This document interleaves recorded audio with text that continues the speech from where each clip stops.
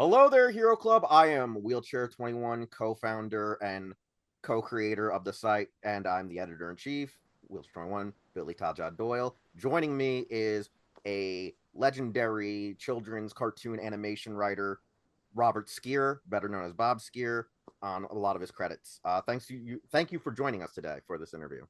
My pleasure. This sounds like it's going to be a lot of fun. Yeah, and for those who don't know, I got to throw out a special thanks to Mr. Kurt Carley, who introduced us to do this whole thing. Mr. Kurt Carley, for those who don't know, we have interviewed. You can go check it out on the channel. It was with the man who portrayed the Godzilla in the '98 movie, which Bob worked on the cartoon for.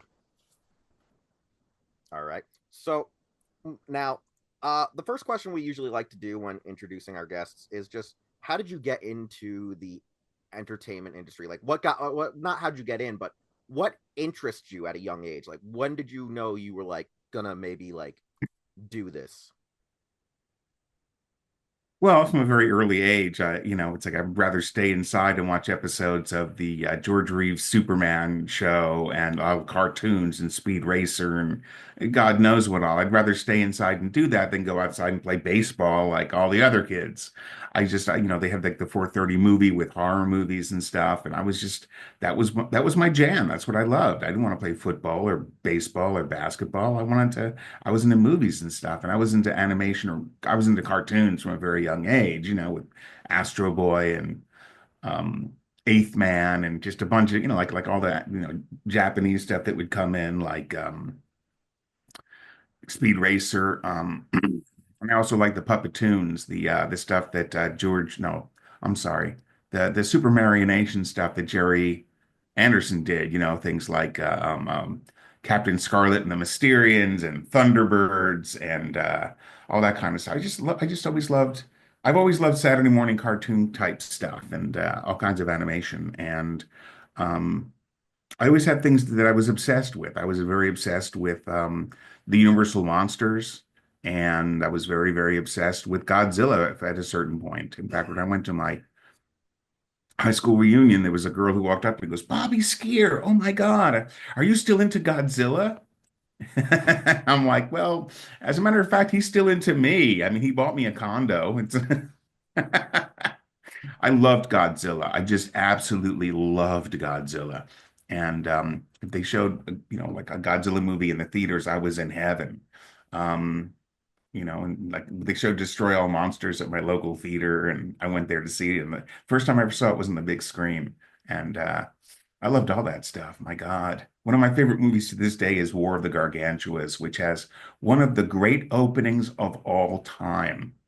I love that film so much. It's funny So I've too always because everyone brings that up as being like Brad Pitt's first movie, which was War of the Gargantuas, and it's personally one of my favorite non-Godzilla Toho kaiju films. there was talk of doing a Godzilla versus Gargantua movie. I really wish they had decided to do that. It would have been kind of strange. One of the things, well, they would obviously have changed this, but a lot of what they did in the War of Gargantuas was they didn't slow him down.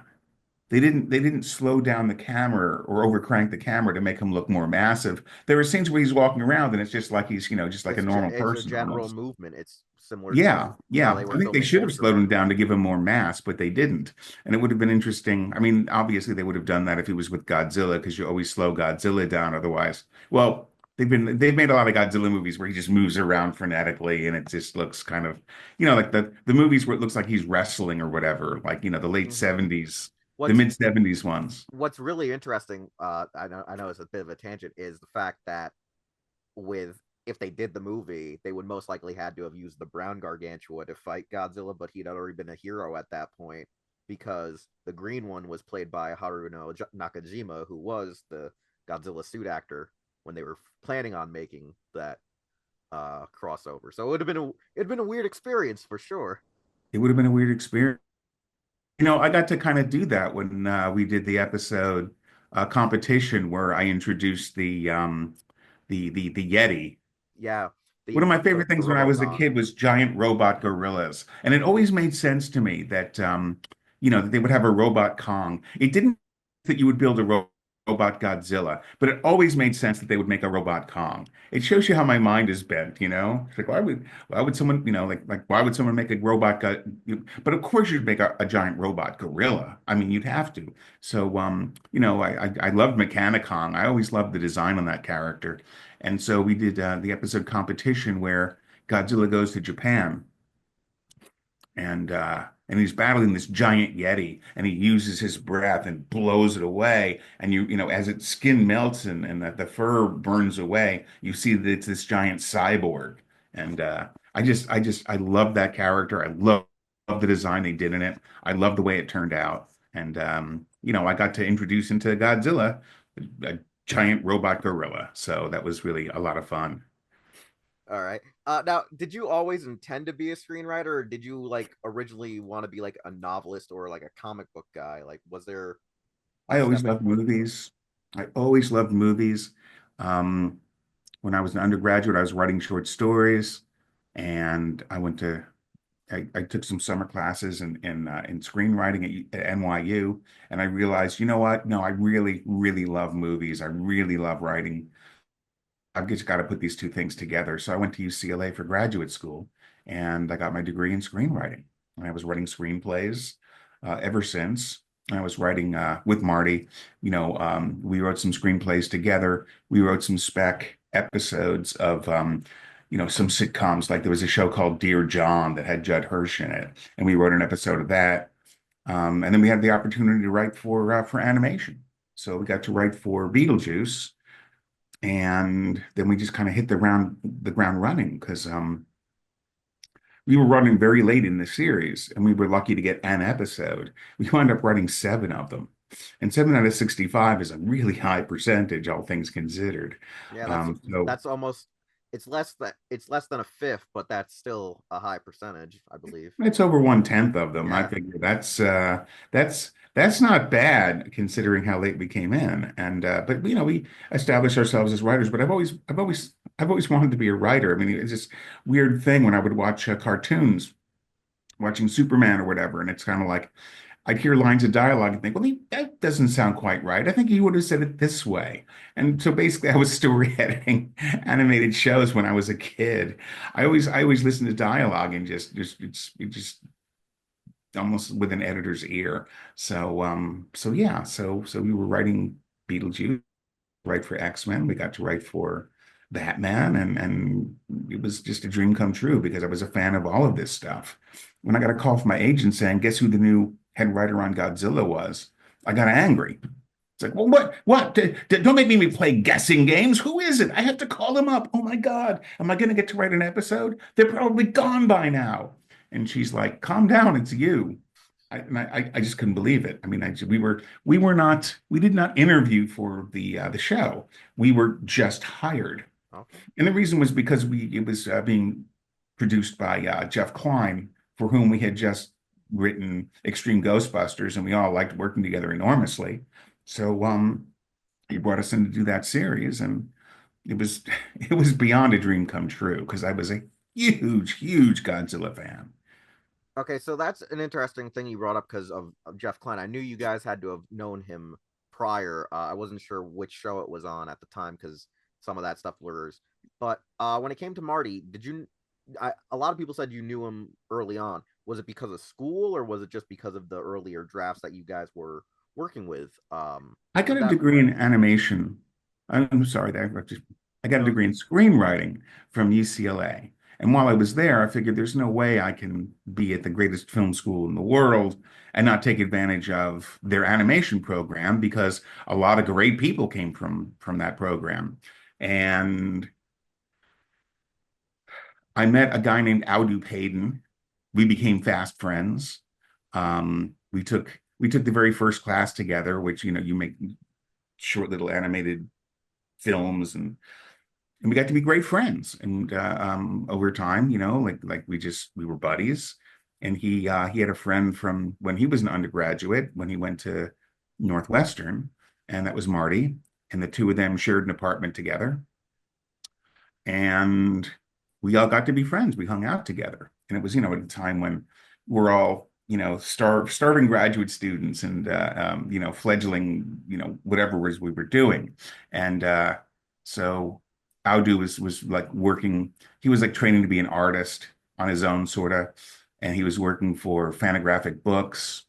Um, I was working for a place called Videotech, which was a video rental store. I got Marty a job there, and it was like a film school for him because I was watching all these films that I loved, and he was like catching up on all these films because he wasn't the kind of cinephile I was.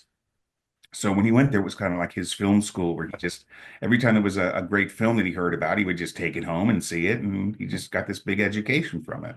And so we got to be friends. We really got to be friends over our mutual love of Elvis Costello, and but it's things like that. And the thing about Marty and I was that we had very, very different interests fundamentally.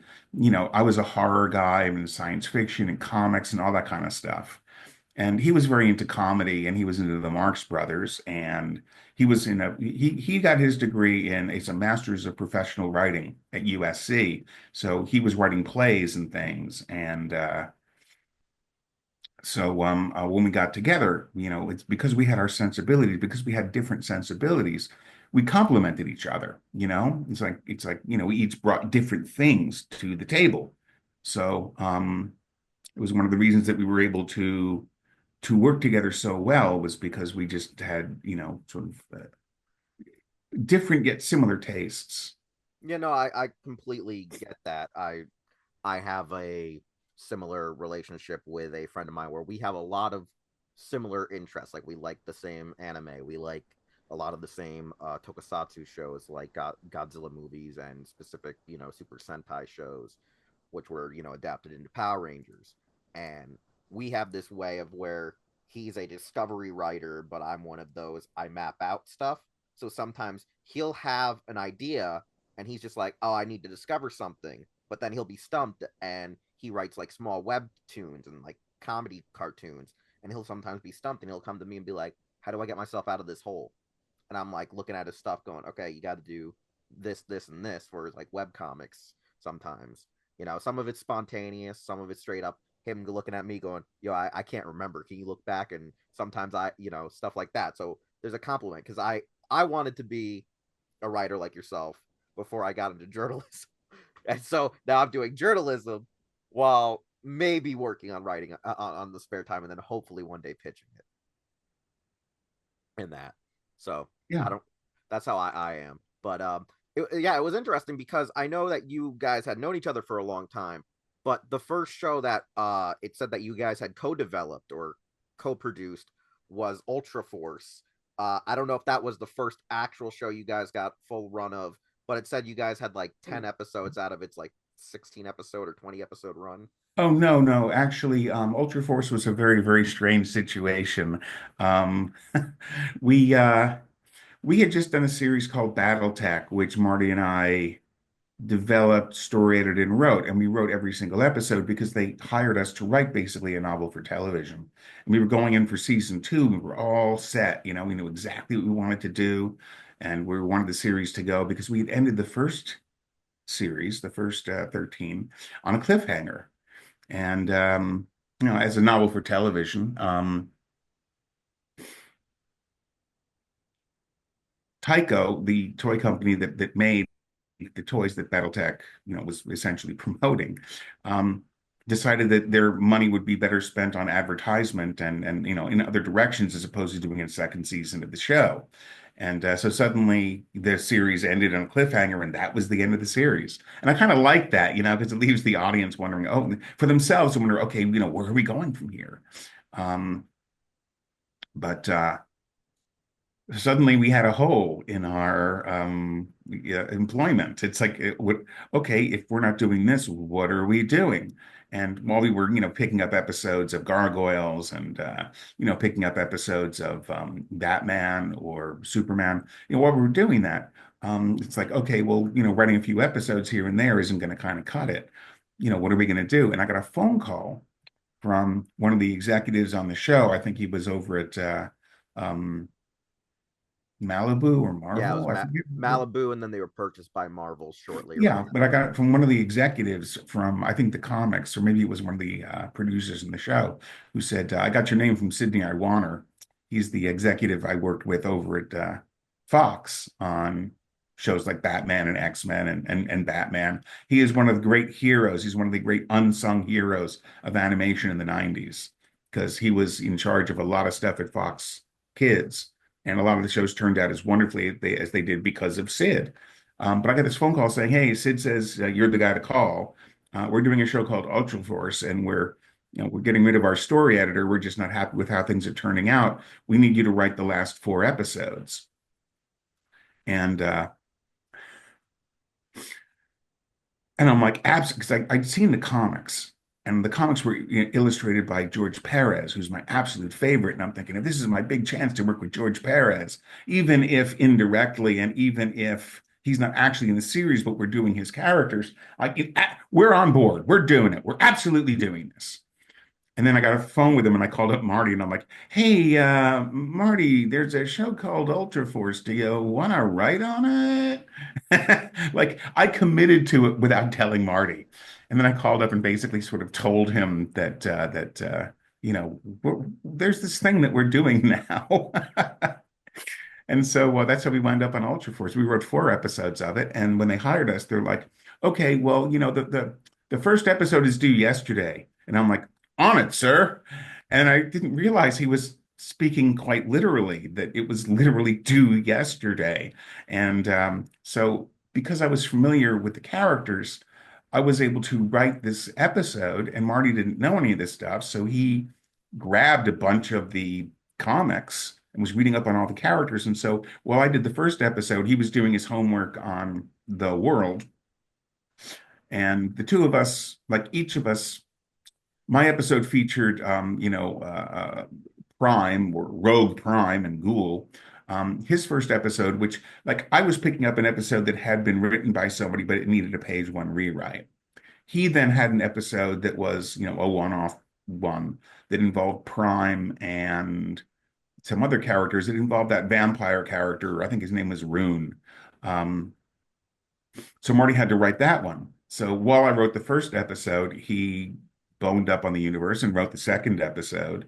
And we just had a great time doing the episodes, even though it was under extreme circumstances. I mean, I literally had to write an episode overnight, which was horrible, but it turned out really well. And Marty had fun writing his episode. He had a little more time to do it, and it was a fun story. And then we did this two-parter that because they wanted to do a backdoor pilot for these other heroes that they had. So we wrote a backdoor pilot with all these characters. And it was a two-part story that ended the series. And we had a blast doing it. It was just fantastic. So yeah, that was a lot of fun. Um, and so I wrote the first part of the two-parter and he wrote the second part. And if you watch the episodes, they're pretty fun. They're really good. They were a good set of characters, a good set of heroes. They're very much same as that heroes. I mean, you could look at it and say, oh, prototype. He's a little like Iron Man. And there's this character, I forget what her name was. Was it Topaz? There was this Amazon warrior who was Yeah. nothing at all like Wonder Woman. Um, See, look at all these, and there's this character Prime who, I mean, come on, let's face it, he's you know Captain. Um, but it was wonderful getting to play with characters who were like the traditional heroes, but who had such different personalities. So you got to play with characters who felt original and yet familiar at the same time. So it was a lot of fun. Yeah, because But it came out of nowhere, and we were very grateful to like that saved our asses. It saved our year. This was like 1995.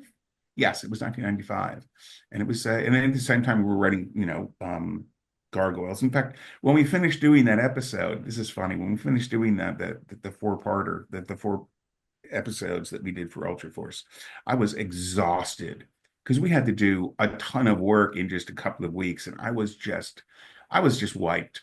And I got a call from Michael Reeves, who's on Gargoyles, and he's like, "Hey, we want you to write an episode of Gargoyles." And I'm like, "Yeah, I'm too white, I'm sorry. I mean, I'd love to, but I'm kind of, and he's like, no, no, no, just listen to the story. And he pitched me the story, and by the time he was finished, I'm like, please let me write this episode. And it turned out to be the episode Future Tense, where we go 50 years into the future, and by the end of the episode, all of the gargoyles have died. And I'm like, oh, I gotta write this one. This is just too good. That's the And it one where wound they up. end up, yeah, in the future, and Brooklyn's like the only survivor, if I recall. Yeah, okay. No, well, no, no, everybody's there, Oh, okay. but everybody dies in the course of the episode. So, you're seeing Goliath holding Brooklyn, and it looks like, it's the Pieta, he's like holding him up, this limp body in his arms. And the episode turned out so well. It's actually part of the permanent collection at the Paley Museum of Broadcasting, the Center for Studies of TV and Digital Arts, or whatever they're calling it. But it's part of the permanent collection, and I Did just I just I was gonna love say, the episode so much. did that episode any by any chance play into the one episode in Godzilla the Animated Series where they get sent to the future and find out that like these monster dragonflies took over, but then they are able to go back into the past and stop the guy from unleashing his horde of like wasps that damn humanity? That was not an episode that Marty and I had anything to do with. Oh, okay. But they were frequently, I mean, you find frequently in shows, Yeah, there were similarities. episodes where it's like, okay, let's put them in the future and it's all hell and we have to stop it from happening. Yeah. It's the inverted Terminator structure. And we did that with in Extreme Ghostbusters. There was an episode called Ghost Apocalyptic Future, where our characters wind up in, like, one of them winds up in the future, and the whole, like, everything's overrun by ghosts.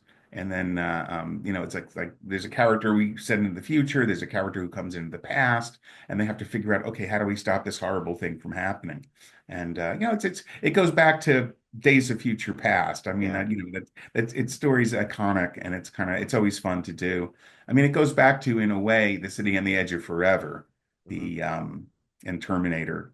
All those great time travel stories where you have to figure out, how do we prevent this thing from happening, or how do we make sure that this thing happens, so that we at least, can deal with what's coming up. Yeah. So another question I had is, since you said that you guys had so many projects at Fox, right? Were you just contracted, or was it just because you guys were available that you ended up doing so many shows for Fox Kids at the time? What happened was, Marty and I were struggling writers, and we were writing, spec scripts. He wrote a student script that I read, and I'm like, hey, we can kick this up a whole bunch of notches. And it was the first time we ever wrote a screenplay together. It was a rewrite that would take about a weekend to do. And 6 months later, we had finished this complete rewrite, page one script. It's called Return to the Jersey Turnpike, and it's sort of a night at the opera meets Animal House. And we realized, oh my God, we work really well together. We love this script. We need to keep. And of course, the script sold immediately. No, it didn't sell at all. Um, I I'd like to, like back in the late 80s, I was writing screenplays, a lot of screenplays, which I like to describe as being met with monumental indifference. We were working really hard and getting nowhere. So we would do things like take temp jobs, and we'd wind up working in offices where they would have us doing things like, "Hey kid, take this giant stack of contracts and make 7 Xeroxes of them, and then alphabetize them." And it's like, okay, this is gratifying. Um, and Marty wound up taking temp jobs, and one of his temp jobs took him to this place called Fox Kids. It was this incipient thing that was being put together because there was this Fox network that was being thrown together. And they wanted to have a Saturday morning cartoon block, and they also wanted to have a weekly syndicated afternoon. And at that point, Disney had a Disney afternoon. They didn't want anybody competing with them, so they were really unhappy with Fox. So Marty's working over there as an assistant to one of the executives. And the executive he was working under was Sidney I mentioned before. And he was spearheading a bunch of different shows. And one of the shows he was spearheading was called Project X. And they called it Project X because it was Peter Pan and the Pirates. And they didn't want it to get out that they were doing a Peter Pan series because Disney would have been ready to pounce on them and given them all kinds of like an injunction. You can't do this. Peter Pan belongs to us. So they did a Peter Pan series, and Marty was part of that. Um, he was he was doing things as Sid's assistant, like reading over storyboards and reading over all the scripts and everything. And they got very familiar with that universe. And so the two of us were able to pitch ideas to them. And we pitched a couple of ideas. We thought they were pretty swell, but they didn't sell. Um, but Marty got to be known over there as somebody who could come up with ideas and who was because Sydney is the kind of executive who would turn to the person who was his assistant and not just ask for coffee or be all dismissive. He's like, hey kid, what do you really want to do? And actually meant it when he asked the question. And when Marty said he wanted to be a writer, it's like, well, okay, if you want to pitch some ideas, you ideas. And so after Peter Pirates, they did Beetlejuice. And Marty offered me the chance. It's like, why don't you let's do Beetlejuice together? And at first I said no because we tried Peter Pan and it didn't kind of work, and that was fine. But also, I'd seen the Beetlejuice car BBC, all the cartoons that those days. It was lame and just, I just didn't think it was funny. It's all in Peaceful Pines, and it's like, Lydia needs to call a plumber, and here comes Plumber Beetlejuice, and ha ha ha. And I'm like, yeah, I don't want to do that. And Marty's like, no, no, no, no, no. This is going to be all different. It's at Fox. They want to do it really edgy. They want to make it really different. And all the stories are going to happen in the neither world. And they want to do it, all irreverent, kind of like the Warner Brothers in the 50s, like the Bob Clampett stuff. And I'm like, all right, deal here. If we're going to write this stuff at the top of our intelligence, if we're going to try to make each other laugh, if we're going to take this seriously, then fine. But I don't want to take a job where I'm just wasting the time of 9-year-olds 30 minutes at a time. That's not why I spent all that time in grad school and all that time starving in the 80s. And we shook hands. It was like, yes, we're gonna work our asses off. This work is going to matter. We're gonna fight about this because it's we're gonna treat this like what we're doing is important. And the first episode that we did was called Snuggle Juice, which was a very funny episode because it had to do with, it's basically it was our take on a clockwork where they screw with Beetlejuice's head and they turn him cute. And now suddenly he's a victim of everybody in the neither world that he had victimized before. And it was a fun episode. It was a great thing to write. And we loved it and they loved it. And they kept hiring us to do more episodes. And what happened over time was we pitched the first couple of episodes, but then they started giving us episodes that were problematic. It's like, hey, we have this outline here, and we already paid the writer to do the outline, but we're going to kill it. So see if there's something you can do with this. And so we'd read the outline and say, oh, if you do X, Y, and Z, you'll wind up with a good episode. And they agreed, and so we became the fix-it guys. Whenever they had a problematic episode, they throw it our way, and we would take these episodes that were going to die, and we made them all very producible and very fun. Now, So we got a really good reputation there. now were they problematic because they sucked, or were they because of censorship, or was it both? Um, the stories weren't coming together in a way that they Oh, were happy. I wouldn't say that they sucked. I would just say that it's like they were very unhappy with where this thing was going, and they were going to kill it. And okay. then Marty and I came in, and we always had a way of finding a way to say, okay, this would make it work. This would make it work, and it always did. Because we were very good at coming up with solutions for things. Okay. No, that makes a lot of sense. I just wanted to double check because sometimes when people are like, oh, this episode doesn't work, it's because it's either they don't think it's good or it actually isn't good or there's censorship involved. And I know censorship has probably always been a problem in the industry, at least when it comes to Well, writing it's not, no, it for was, children. I've never had a problem with censorship. I've never seen censorship as a problem. Because mostly it comes down to common sense. BS&P, broadcast standards and practices, they read through every single script and they're looking at it because they want to make sure that there's nothing in it that's going to get kids to hurt themselves. It really comes down to common sense. And the question is always, is this imitatable? So you can have a character drop a house on somebody, which is extremely violent. But a kid's not going to drop a house on his little sister. It's infinitely less violent to grab a hammer and hit someone over the head. I mean, it's less violent than dropping a house on them. But a little kid's going to go into the garage, grab a hammer, and start chasing around his little sister. That's imitatable. So it's a matter of common sense, you know.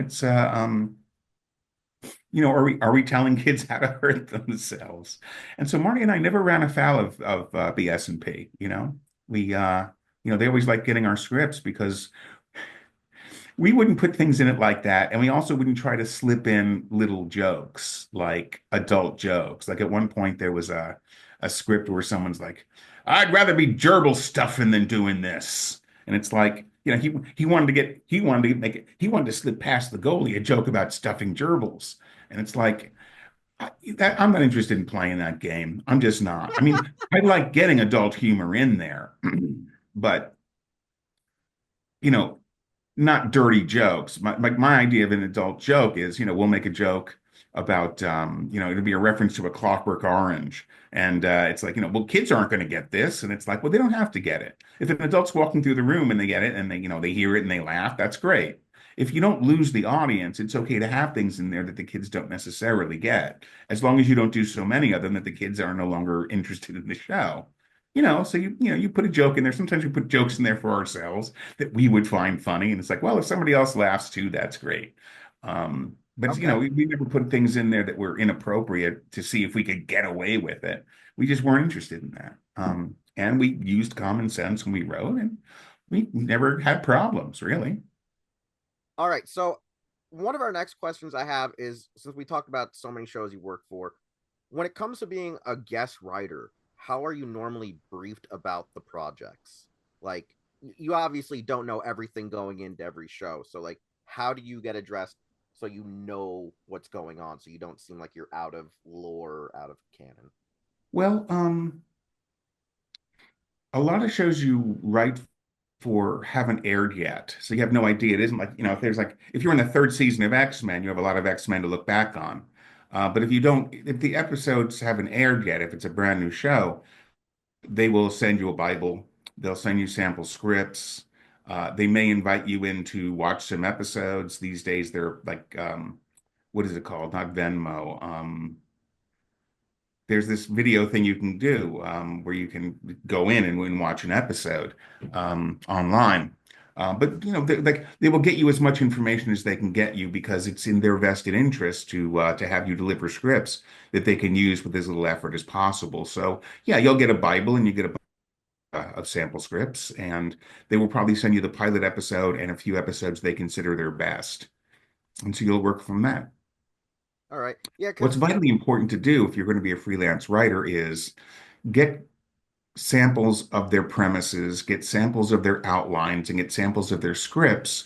And so when you submit these to them, your formatting matches theirs. It's vitally important that you give them a script that looks like their scripts, so that there's no hassles. Like a lot of the Disney scripts, they would double space the dialogue, and the scripts would come in at like 52 pages.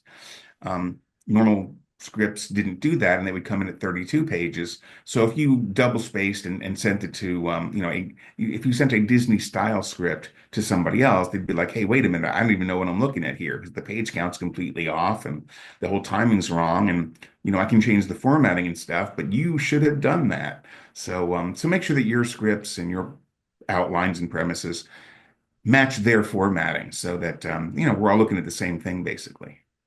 all right, yeah, no, because the reason I brought that up was I would notice that some shows you weren't in the initial first season, but then you'd be in later episodes. So I was always wondering how is it when it's a property you may not be acquainted with? How do you get here? because there's so many cooks in the kitchen. Obviously, I assume also the story editor and the producer also make sure that everything flows as things go on. But That's their job. yeah, but And for frequently they will give you an episode, they'll give you a story.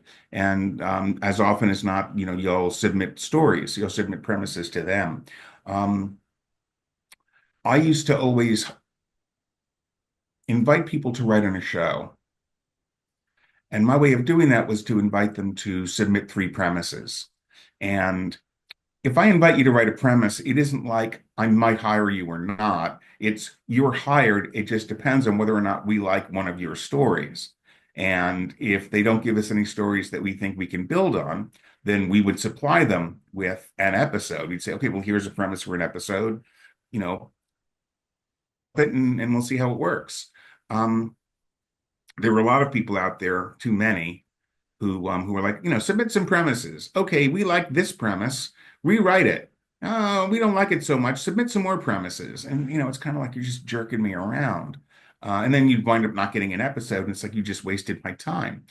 We would never do that with writers. What we'd do is we would have them submit ideas, and sometimes they would come in with an idea we wouldn't have thought of, which is why you ask people to submit premises. I was I was invited to submit premises for Transformers Prime. And on Transformers Prime, they were not buying outside stories. They were assigning stories that they came up with. But they would ask writers to come in with three stories anyway.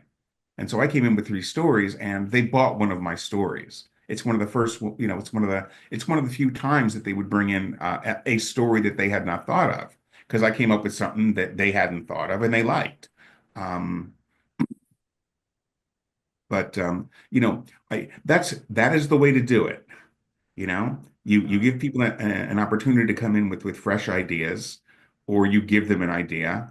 The way not to do it is to have people submit ideas and ideas and ideas and ideas, and then say, "Well, thanks for trying. Goodbye." If I like a writer enough to contact them and invite them in, I like them enough to hire them. I'm not going to just, have them running in circles for no damn good reason. If I sound resentful, it's because there have been a couple times, one story editor in particular, who had me writing in circles and circles, and finally I just told him, I don't want to work with you anymore. Goodbye. yeah, because Because I hear that sometimes is an issue. Is that lately now writers are just told you write this because we like your style. So can you write this episode? It feels catered to you versus the idea of can you pitch me ideas and then or they'll pitch ideas and then never get anywhere. I see some people say how like they don't get they pitch and pitch and pitch and then never get picked up. yeah, well, a lot of times they'll hire you because they like your writing, but not because they like your style per se, but because they rely on you to write in their style. Mm. So you're not going to come in and impose your muse on their series. They'll know that they can rely on you to come in and deliver a script that's very much in keeping with the kinds of things that they're doing. So they look for people who are malleable. They look for people who work and play well with others. All right. So like you said, when you got the thing for Godzilla, you were asked for to be, the writer and story editor. When it came to adapting the film to the show, how do you recall the initial process, at least making the pilot or the premise for how the series was going to be adapted for Well, the film's adaptation? on Godzilla, they had developed a Bible themselves. Jeff Klein and I think Richard Reynes, or maybe it was just Jeff Klein. They came up with a Bible, and so a lot of it was, they knew who the characters were going to be, like our core team, that they were going to be these people who were part of, monster hunters, and they knew Godzilla was going to be, there as their companion, and it was up to Marty and I, who were the first story editors on it. There were three sets of story editors. There was Marty and I, and then there was Pugsley and Klein, and then there was Marcia Goodman. And so it's like three different entities. And so Marty and I were the first entities on there. And so for the first 12 episodes, it was just us. They didn't hire the others until, after that. So it was incumbent upon us to figure out how to make a lot of this stuff work. And I think one of my major fundamental contributions, I figured, okay, well, why is Godzilla with our team? I didn't want to have a Godzilla signal watch. I was like, let's call Godzilla, which actually Yeah. showed up later on in the series, which I thought was stupid. It's like, why did you do that? We went out of our way not to do that. Um, and it was my idea to basically have in the first episode, Nick falls and he falls into, these like hatched eggs and he gets all this weird yolk shit all over him. And an egg hatches in front of him and sniffs him and basically thinks he's, One of the pack. like Yeah. he thinks he's like his dad. He imprints on him the way the birds imprint. And then when, Godzilla leaves, he has imprinted on Nick and thinks that Nick is his mom. And it was one of my favorite lines in the first episode was, you think it thinks you're its mother?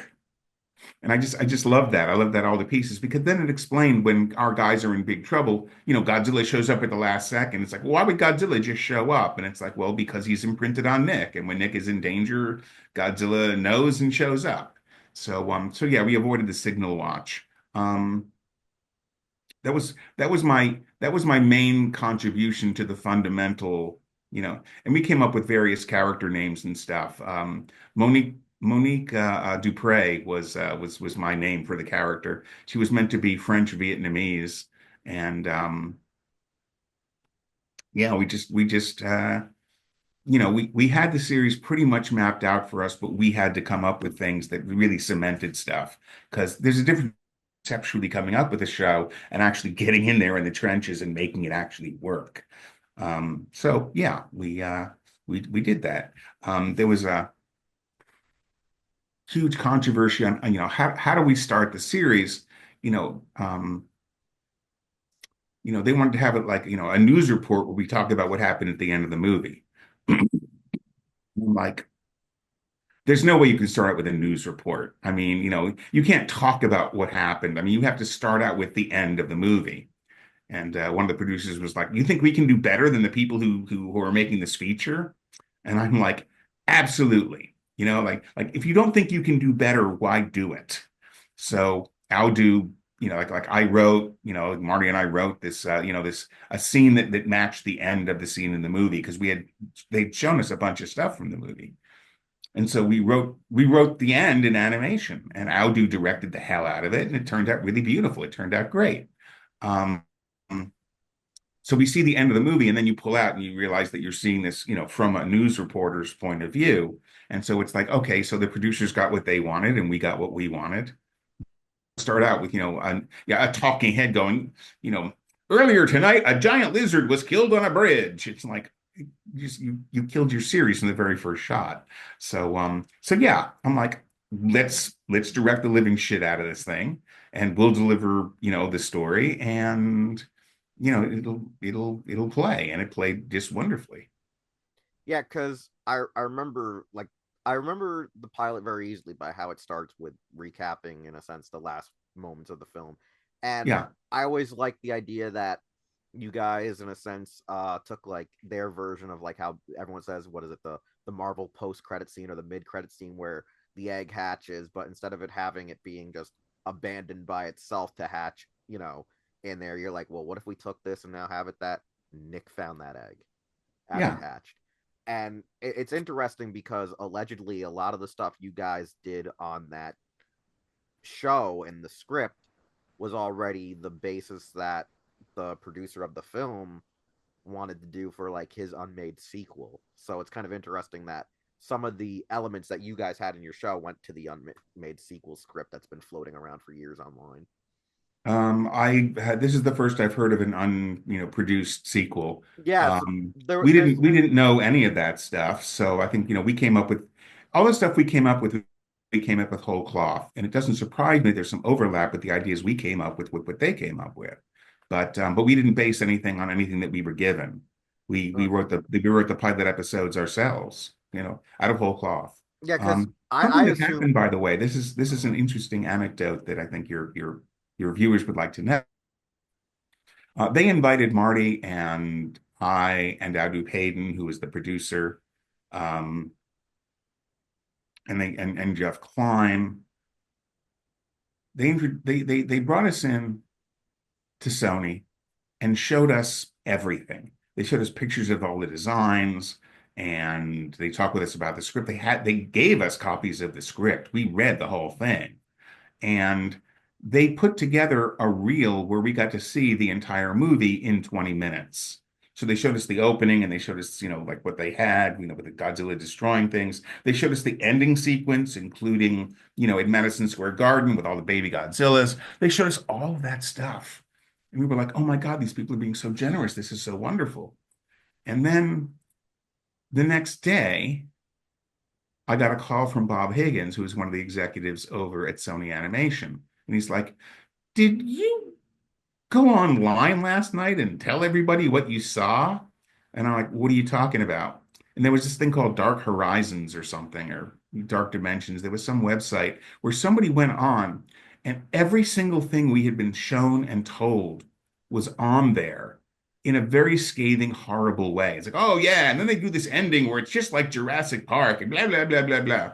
And it was just scathing as shit.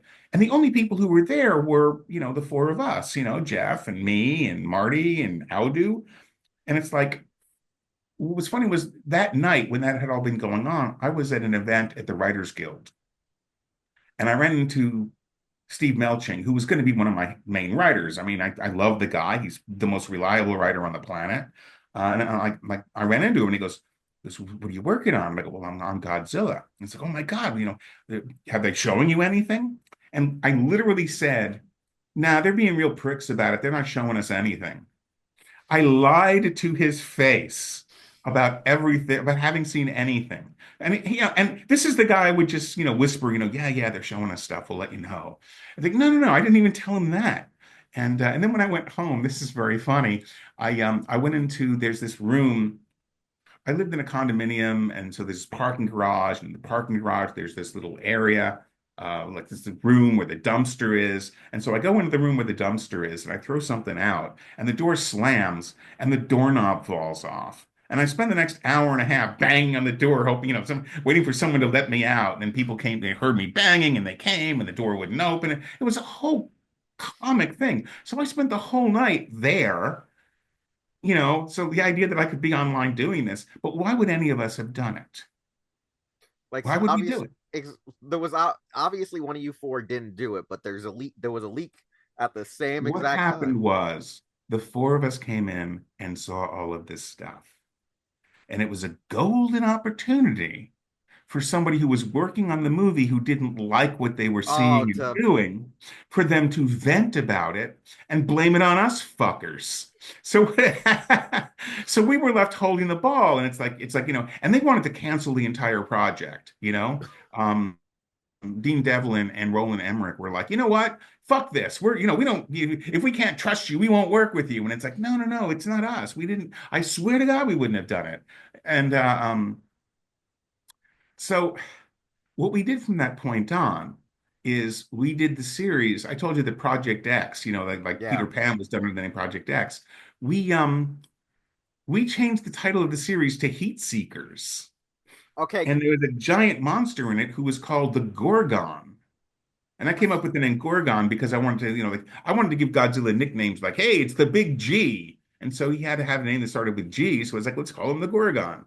And we call, the scientific team was called Heat. That was Jeff Klein's. And so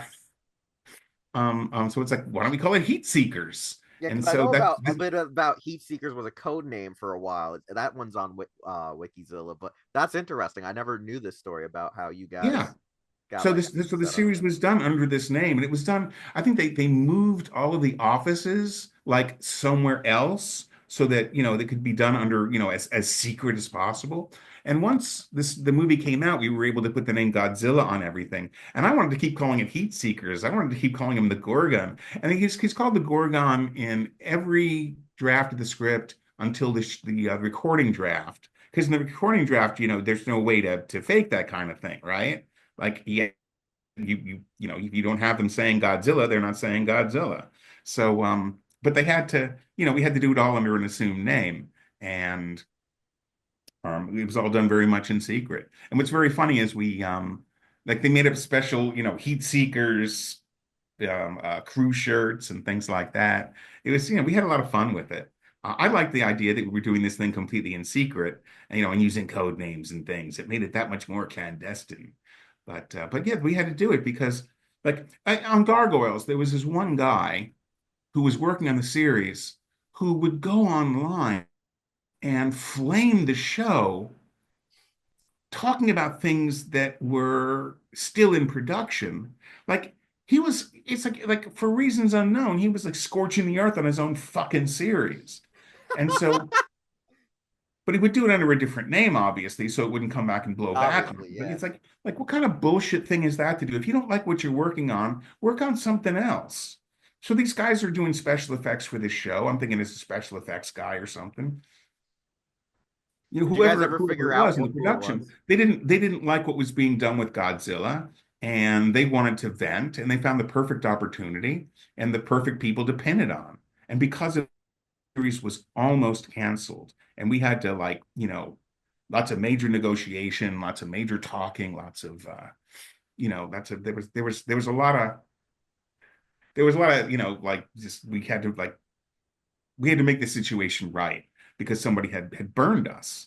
And that sucked big time. Because, I mean, what you want is for these people to trust you. What you want is to have open cooperation between everybody. And if they think there's a chance that they can't trust you, then it's like, what are you working with? There's another story that I love is when we were writing the first episode and Godzilla was using his breath, I got a call from um, I got a call from Dean Devlin's office. And it's like the person who I was talking to was going, like an assistant or something was saying, well, they read the script and they're not sure they want to give him the breath. He doesn't really have the breath in the movie. He kind of does, but he kind of doesn't. It's sort of ambiguous, but we don't think we should, he should have the breath. And I go, I actually did this. This is arrogant as hell, but I go, okay, you can't do a series and call it Godzilla and not give him the damn breath. You can't do it. Have him call me up. We'll talk about it. But I'm telling you something. We can't have Godzilla and not give him the atomic breath. It's one of the fundamental things about the character. We never heard back from them again.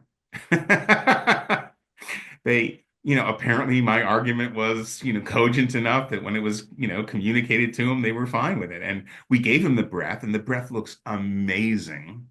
The effects are great. The sound effect they put on it is great. And but yeah, that was something I had to fight for. But it's like, they did that Godzilla animated series at Hanna-Barbera back in 1979, and he's this big jolly Tyrannosaurus Rex, and it's like, he's got his little nephew Godzuki, and I'm like, And he's oh got heat fuck vision. this. He's got heat vision, normal fire, and sounds like Lurch. Yeah. Fuck that noise. I grew Yeah, up that with was the same I year grew they up did with the that on Fantastic syndication. Four with Herbie the robot, Exactly. because they couldn't use the Human Torch for rights reasons, and so they gave him a robot. And what's great about the robot is that he was designed by Jack Kirby, so it has some legitimacy there. And what was nice was that people like John Byrne actually made the whole Herbie thing work in the comics. So it legitimized this character that was just thrown in and was kind of horrible. And now, Herbie is part of the Fantastic Four to the point where he's going to be in the Fantastic Four movie. And we're all happy to see him because, he's been made into a great character in the books. Um, Burns run on Fantastic Four, and you see all the different iterations of Herbie. It's like, okay, this is great. This works wonderfully. So I'm glad to see Herbie the robot. And I was going to make sure that our Godzilla was not going to be the Hanna-Barbera Godzilla that was this jolly dinosaur. I See, mean, you gave my you vision gave him for the breath. Godzilla was he's the world's biggest junkyard dog. He's not going to be our pal. He's going to be this giant animal that we can't control, but who comes to our aid when we need him. But he's not our buddy. We can't, we don't, we're not like, we don't trade jokes with them. Like in a cartoon where you talk to a dog and the dog laughs at what you're saying, and it's like, um, I make jokes to my dog all the time. He doesn't laugh back. He also doesn't say, "All right, George." I mean, I don't like when animals are anthropomorphic. And what we did in the series was like I did everything I could not to make him anthropomorphic. We made him into a giant junkyard dog. Yeah, it was just like one giant, really pissed off pet that showed up when he wanted to. Yeah, yeah, absolutely. Uh, Another thing that I loved was I did an episode called Lizard Season, and that was the one that's actually credited to me alone. And I'm super, super proud of that episode, super in love with that episode because my hometown. And when I was writing it, I actually had to go back east because my dad was getting remarried. And I went through the whole town taking pictures of everything so that when you see that episode, you're actually seeing Oyster Bay as it actually is. And so I got to get Godzilla to destroy my high school. I got him to stomp my house. I had him go to my elementary school where I drove people crazy by talking about Godzilla ad nauseum. I got to have him go through the entire town and destroy everything. I told my classmates about that, and they're like, "Dude, you need therapy." And I'm like, "Dude, this is my therapy, and they pay me very handsomely to do it." But I got to write this episode that was, all set in my town. I got to, it was just this dream come true. no, So that that the sounds episode's amazing. the episode's called Lizard Season, and it features one of my favorite lines that got cut, unfortunately. At one point, what happens is these three guys who had been hunting Godzilla before, are sprung from prison so they could use these giant battle mechs to battle Godzilla. And at one point, the army shows up, and so our guys have to like the bad guys have to shoot at them to kind of get free and not get captured. And one of them goes, "We're firing on the U.S. Army. Isn't that like treason?" Another one goes, "Not when there's Democrats in the White House." And they cut that line, and I loved it so fucking much. I just really wish they had kept it. That's great because my friend used to hate those episodes with those three because he was a huge King of the Hill fan and he hated that they were a parody of King of the Hill. But he loved the Yeah, it show. was He it just was hated whatever it those was my characters said. idea to name them after the King of the Hill characters. That's great. That's perfect. One of the funniest things too is I love the episode with I think it was the pollution, red like carnage symbiote looking monster thing, and like I think he fights it, beats it up, and like crashes into New Jersey and starts lighting on fire. And then the mayor is supposed to be a parody of Ebert's like he's New Jersey's problem now. Like they're just like it's New Jersey's problem. Well, that's like one of like that line gets. I see it at least once a month on Twitter. Someone reclipping the part of the animated series of Godzilla going, "He's Jersey's problem now" or something. I think it was. Was that like a super early episode? I don't remember what number it If it's is. the episode I'm thinking of, if it's a really early episode, that was very much on Marty's desk, and I'm guessing that line probably came from the original writer or from him. I don't remember Yeah, I that don't line I being. don't remember exactly because I know like it says you guys did most of season one or all of season one. All Um, of season one was ours. All the yeah. stuff on Saturday morning was ours. When it went into syndication, or if they did subsequent series on the weekends, yeah, those were a mix between us and the other story editors. Now, here's a question: since you've done multiple shows and were story editors on multiple seasons, is it difficult to like just go through script after script or just checking stuff off, or is it rather just simple after a while, like once you start doing it? Well, it's wonderful working on a single series as opposed to working as a freelancer. Because every time you work as a freelancer, you have to acclimate to an entirely different universe, an entirely different tone, an entirely different set of characters, an entirely different aesthetic. If you're working on one series, you get to live in that world and inhabit that world. And if you're one of the head writers on it, you get to define that world and you get to refine it and and shape it as you see fit, which is really great. Um, Yeah, where it gets tough is if you're doing a series with a very strict continuity, like Beast Machines, which I saw as a religious epic in 26 episodes. I really think that pretentiously. I think BattleTech was our novel for television, and we had Beast Machines was our religious epic. 26 episodes. And the reason that happened, by the way, parenthetically, was the people at Hasbro came to us and said, "We want to do a Transformer series with a very spiritual bent." And my response was, "No, you don't. The show is about robots hitting each other." He goes, "No, no, no. We want to do this. We want to do a series with kind of a spiritual kind of a dimension to it." How And did I'm they even like, get that idea? Did you ever find out who pitched them that that idea?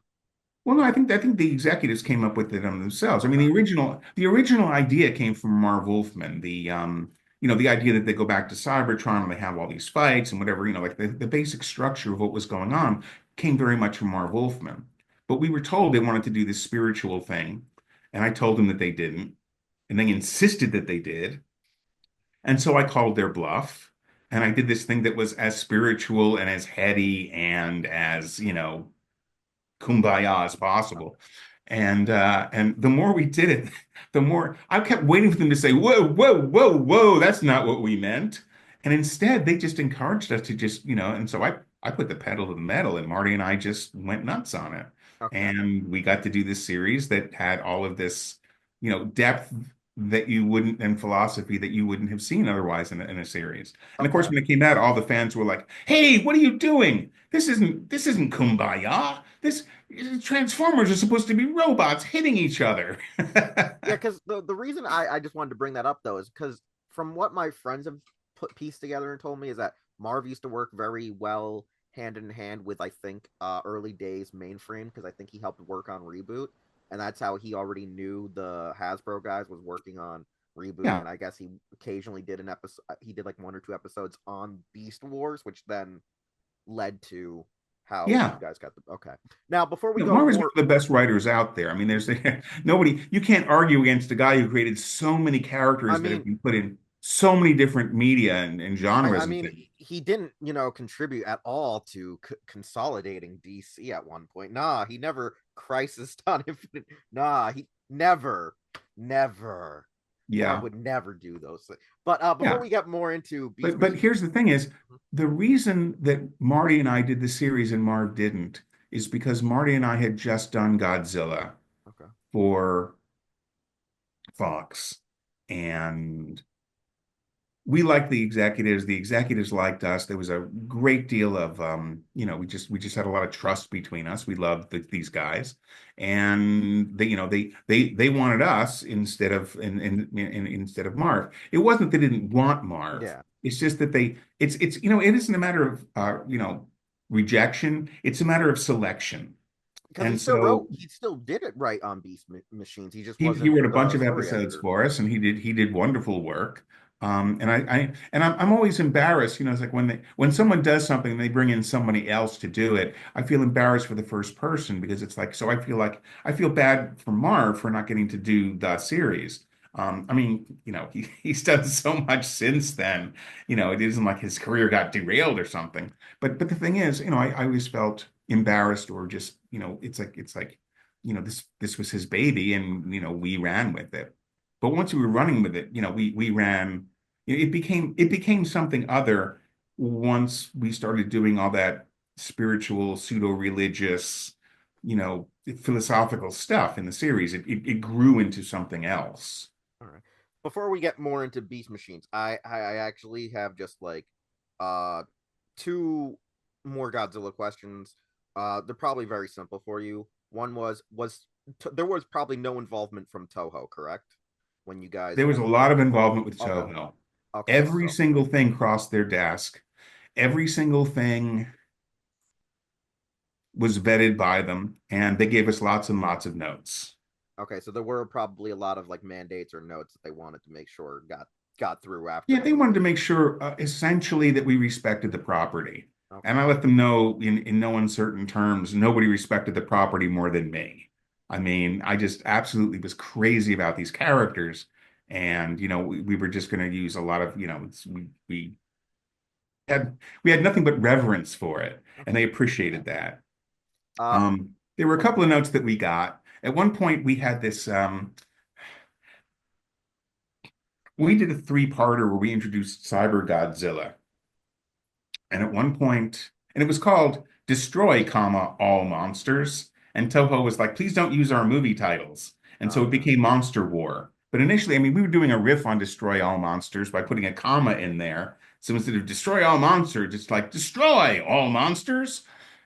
It's a joke on my part, but they wanted to change, so I changed it. But at one point, they take the original Godzilla and they outfit him with all this cyber stuff and make him into Cyber Godzilla.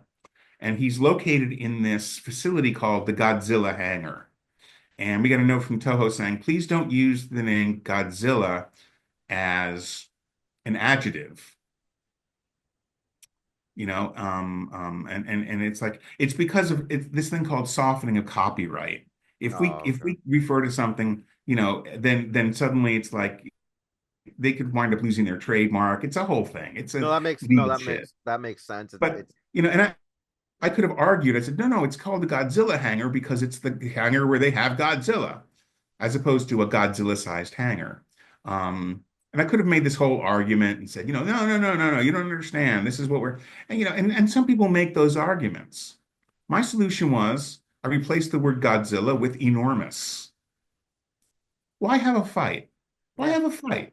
Okay. And also we had one episode that was set in Japan and they were making sure that we weren't being insulting to the Japanese by having the episode. And at one point we had a line that was like, you know, we just had a sighting of Gojira. Someone's like, it's Godzilla, you moron, which is a riff on The the movie. line from the movie. And they took exception to that because they thought that we were calling people who called in Gojira a moron, whereas we were just, we're like, Making well, fun of the movie that it's made yeah, it's like that's a reference to the movie, and also obviously it is Gojira. I don't remember if we changed the line or kept it or whatever, but that was something they didn't want to feel like we were making fun of them or yeah. being disrespectful. I mean, the last people I want to be disrespectful of are the people who created this. And one of the other things was I had this line, what would Godzilla be doing in Japan? And that line struck them as wrong. It's like, well, wait a minute, Godzilla would always be in Japan. And I'm like, well, that's the joke. That one went That's over their heads because that's this one that's struck the them. joke. Exactly. Uh, and this is another thing. When it came to the mutants being created, like, was there a process, or did you guys just go, "This a mutant, that a mutant"? Like, did you just have to just like spitball ideas and just see what you guys could work with? Yeah, initially we liked the idea of bringing in Rodan and Mothra and Ghidorah and the gang. And there was a rights issue involved. It's like, well, we want to keep these characters because, we might sell them to other people. And it's like rock and roll. That's great. We'll come up with our own monsters. And so we did, and we loved the stuff we came up with. I mean, it's wonderful when you can, just and at one point there was this there was this giant mosquito that would suck the blood of other mutants and gain their powers. So it would suck Godzilla's blood and get the flame breath. It would suck someone else's. And Marty came up with the name Skeetera, which I thought was brilliant and funny and just all kinds of great. So yeah, there was that. But we had our own monsters, and that was kind of a problem actually when we first started doing the series. Was I was always focused on the monsters. It's like, well, who's Godzilla gonna fight, today? And what's it gonna, what kind of monster can we do this? And why don't we have a monster? And Jeff Klein wasn't super happy with the stuff we were delivering because we were walking in the monster door, and he wanted us to come in the people door. It's like, well, this is an episode where Randy finds out this about himself, or this is an episode where Nick has a huge disagreement with Monique about that. And I'm like, yeah, that's right. You know, it's like it's the people stories that matter. You know, the Godzilla story, the monster story, that's going to like work itself out. That's fine. You don't need to focus on that. You know what our heroes want because these are ultimately episodes about our heroes. And so, once I made that adjustment, we were all just getting along just fine. But initially, it's like why is every one of your premises about how wonderful these monsters' powers are? And it's like, yeah, yeah, yeah. You know what? We need to focus on the people. This is a show about people because we're making a show for people. So that was a giant lesson for me from Jeff Klein, and I'm really grateful for it because it caused this focus shift that made things better and more cogent. All right, so I guess we'll start actually getting in depth on the Beast Machines portion here. So like you said, Marv set it up. You guys were hired to be the story editors and developers, as we were saying before we took a break. And I was wondering, by the point you guys were brought on, was the core like introductory maximals already set, or did you guys get to decide who you were using? Like, was it already decided that you were using Optimus That was all Prime? preset. Okay. That was all very much preset.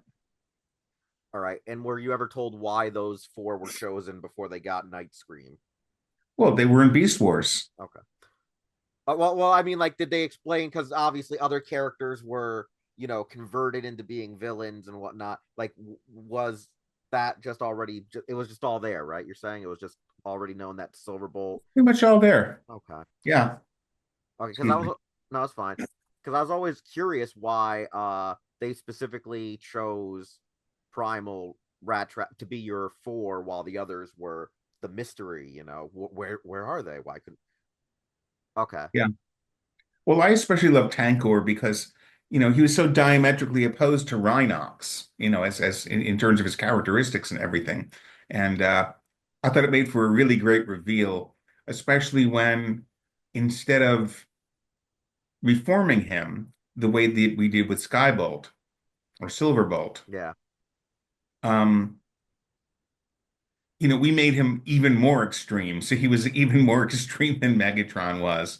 It made for a better dynamic. Now, did that play off of the one episode where he was infected with a virus that made him uh more of a sociopath? Because we've always heard this thing that you guys were told not to watch Beast Wars at all. I don't know if that's a true rumor or if that No, was that's not bunk. true at all. We watched everything. Beast Wars was in syndication at the same time we were developing Beast Machines, and so every day we if it was on, we'd watch it. Okay. Absolutely. Yeah, because people have this belief that you guys were told you couldn't use what was there. You had to use what you were told to use. And I was like, I don't think that's true. Why would they do that? No, we watched that series. It was really important, the characters right, and they wanted this series. The reason they brought Marty and I in is specifically because we weren't Bob Forward and Larry DiTilio. It's like they wanted new voices in there, and um, so they didn't want us to just recycle stuff that had been done before. They wanted us to come up with things that were entirely new.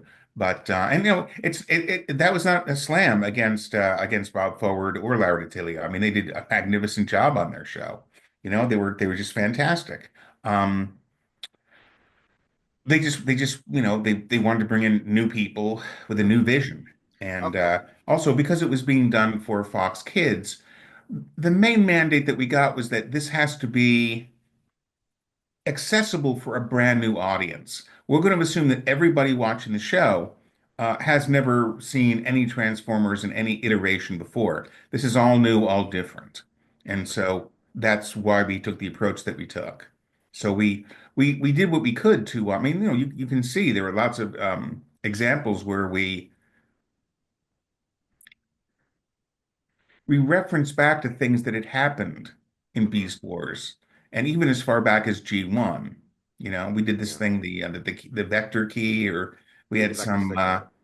yeah. And the thing that was maddening about that series was every time we did something different, new and different, the fans would be like, "Hey, this is new and different. We don't like this."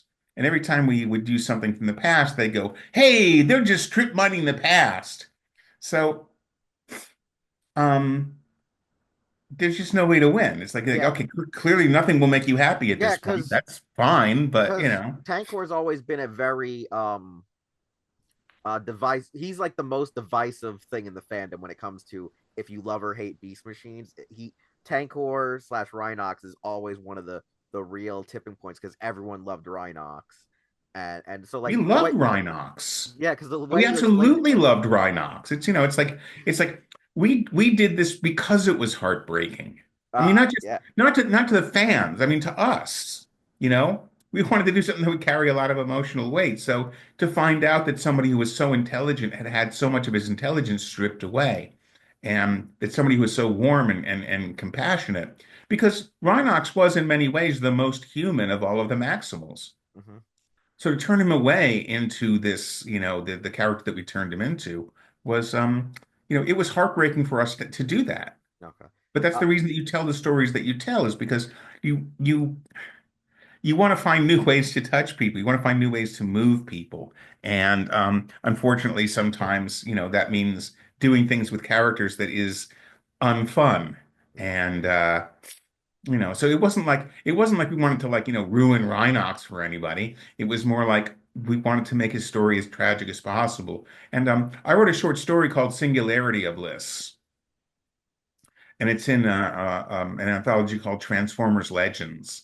And in it, it happens in the space between two episodes in Beast Machines, and it answers the question, what would happen if Megatron came face to face with God? How would that change him? I don't think I And know the that one. I'll have to look that one up. well, he Megatron comes face to face with the infinite, and it changes him exactly the way you think Megatron would be changed by a thing like this. And Rhinox figures into the story All right, yeah, in a way but yeah, that so did that Beast Wars episode, or did you guys even know that happened at one point that he was turned evil during Beast Wars for just an episode where they messed with his programming, or did that just was that just a coincidence?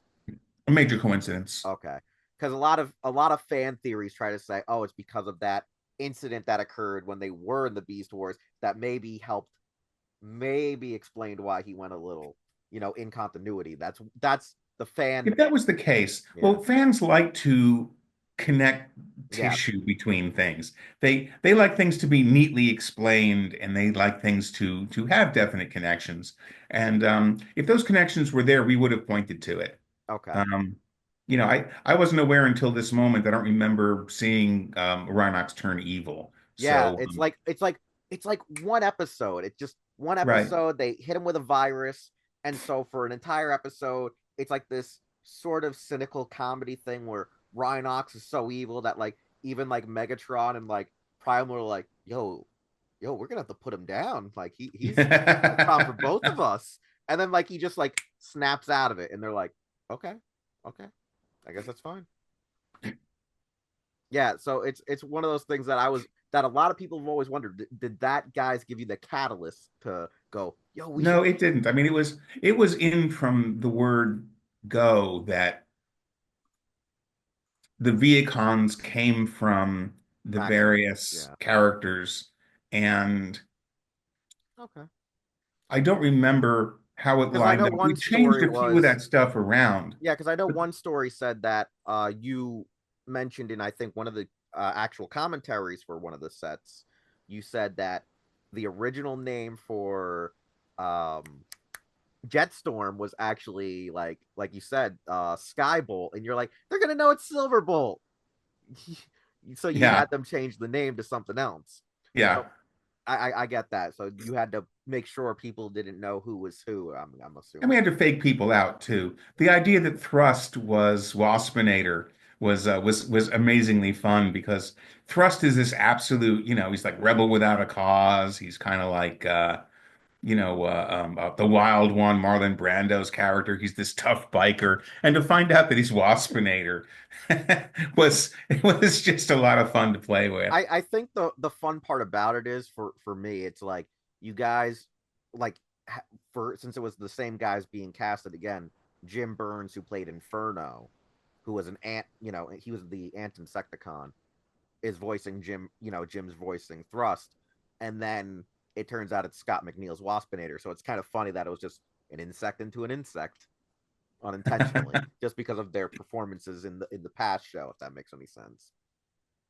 Yeah. So yeah, no, that makes a lot of sense because like I always just wondered if you guys came up with it, and it's glad to know that like Optimus, Cheetor, Rat Trap were just you guys were already told these are who you're working with. Because I was wondering if you guys had to choose or if you were just told those four. No, Okay.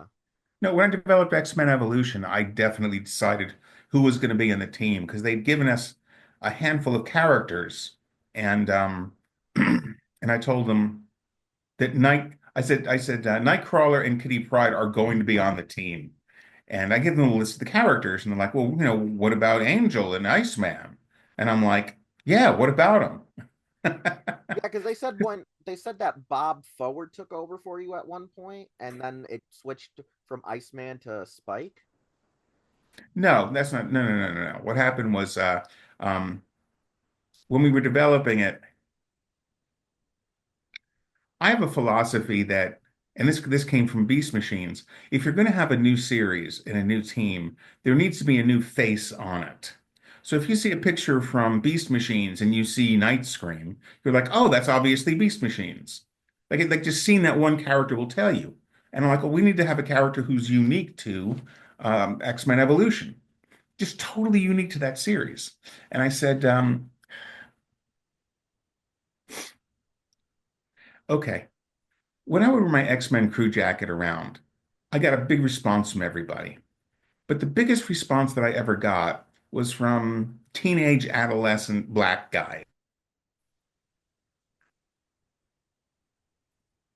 And they weren't on the team.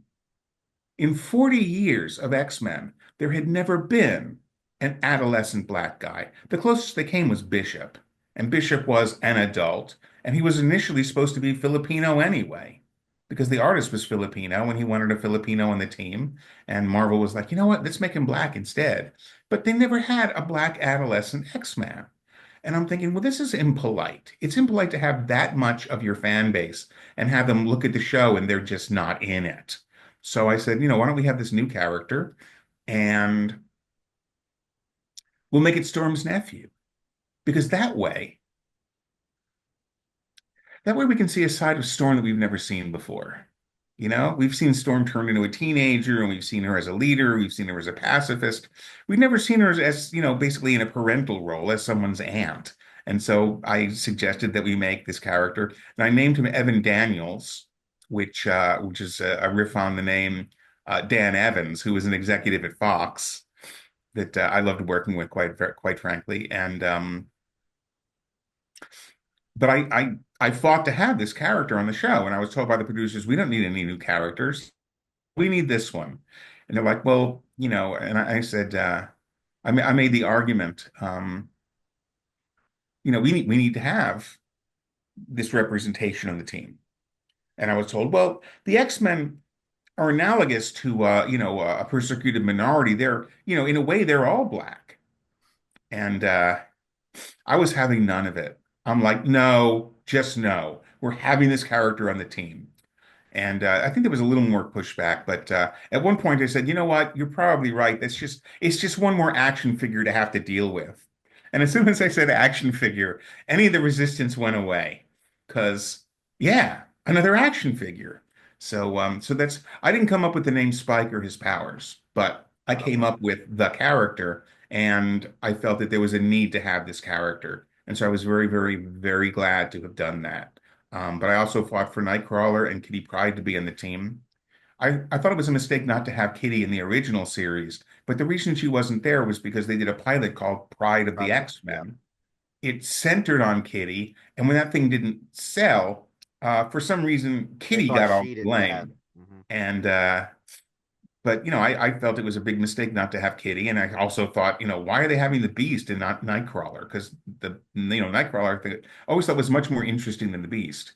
Um, so I fought to make sure those characters were there, All right, and so I was because very, very happy about that. So that was so, but yeah, where Spike came in was he was there in no small part to add a new face to the team, so people who would see a picture from X-Men Evolution, I mean, you'd recognize the uniforms and everything, but aside from that, seeing a specific face put the series in a specific time and place. yeah, because the reason I'm glad we went on that tangent because I didn't really have a lot of X-Men things because I was redoing like a research on evolution, just a tangent a little bit more. And like for some reason, a lot of people said that you had left the project and Bob Forward took over, and they tried to say a lot of it was his ideas in these videos. So I guess it's either misinformation or mishearing it from whoever their sources were. So I was like It's very very, confused. very annoying and heartbreaking. I wrote the Bible for X-Men Evolution. Okay. Marty and I, both of our names are on it, but he Yep. was very, very busy with a series called Action Man.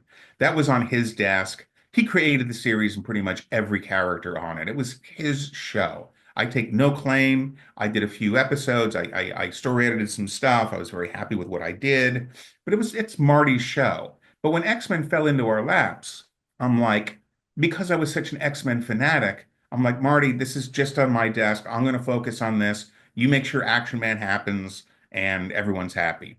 So what you're seeing in the X-Men Evolution Bible is 100% me. And I think Marty would be the first to say that that is the case. But here's the thing is, I wrote this Bible and it went out to all the writers and it was very much the series. Okay. And after that, um, one of the producers on the series, who I credit very much with, it's very much on the shoulders. It's his series. I credit him. I'm not going to mention names because I don't want to speak ill of people Yeah. who aren't around anymore. But he basically would tell people, "Oh, Bob was there in the very beginning, but he left right away." And I'm like, "No, that was my development. If they put a developed by credit on the series, it would say developed by Bob Skir. I wrote that." But there's been a big push because that producer kept saying that. And because I wasn't around, all the other people who worked in the series was like, well, I don't know from Bob Skier, but this guy did Okay. everything. No, And that so that makes a lot of sense now because a lot of the videos mention not you. They just said you were there for the introductory phase, like you I were. wasn't there for the introductory Yeah. phase. Okay. I developed the series. Okay. And once I finished developing the series, I left the project. And I left the project for various reasons. But it was my choice to leave. I said, we're gone. I'm done with this. And there were certain producers in the series who were um, very weaselly and were doing what they could to. I'm not going to get into it all. I'm not going No, to get that's into it all. understandable. It's just that I'm obsessed with X-Men, and the fact that I said I'm done, I'm out of here, really speaks to how toxic the situation had become. And the situation was extremely toxic, and it was because of the efforts of one single person who had people he wanted to work with, but because the network wanted to work with us, he was sort of and because the producers had worked with us before, wanted us there, um, we were hired, but this guy always wanted his own people. And so while we developed it, he was sort of manipulating things so other people would take over. And I don't blame the people who took over for taking over. They did a great job. But for anybody who says I didn't develop that series, they're lying. There's one particular guy who goes to a lot of conventions and sells a lot of pictures from X-Men Evolution and takes a lot of credit for making the character designs. And he makes thousands of dollars a day at conventions. And he tells people, "Oh well, Bob Skier said he was there, but I didn't see him." And he also at one point, this one guy, total prick, was on a he he was on a panel about developing series, and he goes, "Well, yeah, I was on X-Men Evolution. There was a Bible, but we mostly ignored it." It's like you read the Bible and you tell me what was ignored, because everything in that series is in that fucking Bible, and that Bible's me. So anybody who claims I was there in the very beginning or I didn't have very much to do with it, they're either lying or they just don't know what they're talking They about. were misinformed. Okay. No, because Yeah. like there's a lot of videos out there. Like I said, I was like, because I saw you say it, it says you're the developer on it, but then people were telling me, people who did all these histories of the show, videos and blogs. Like we talked to this guy who also worked with him on Batman and Superman and all these other DC shows because this was a Warner Brother co-production. So yeah, Well, put it this way. If you told me what their names was, I would confirm whether or not they were a liar. but go back on Beast Machines, like you said, Beast Machines got you to Evolution. Um, Yeah. and with Beast Machines in later No, episodes, actually, what got us at X-Men okay, Evolution was the fact that I wrote an X-Men screenplay in 1990 on oh spec, and yeah, I managed to get it to Avi Arad. And then when I ran into Avi Arad in like November 1999, I went back to New York for a wedding, and when I was flying back, Avi was on the plane. oh that's And he's amazing. sitting in first class. I'm like, wow, Avi, how are you? And I walk by. And then 10 minutes later, he comes back into coach.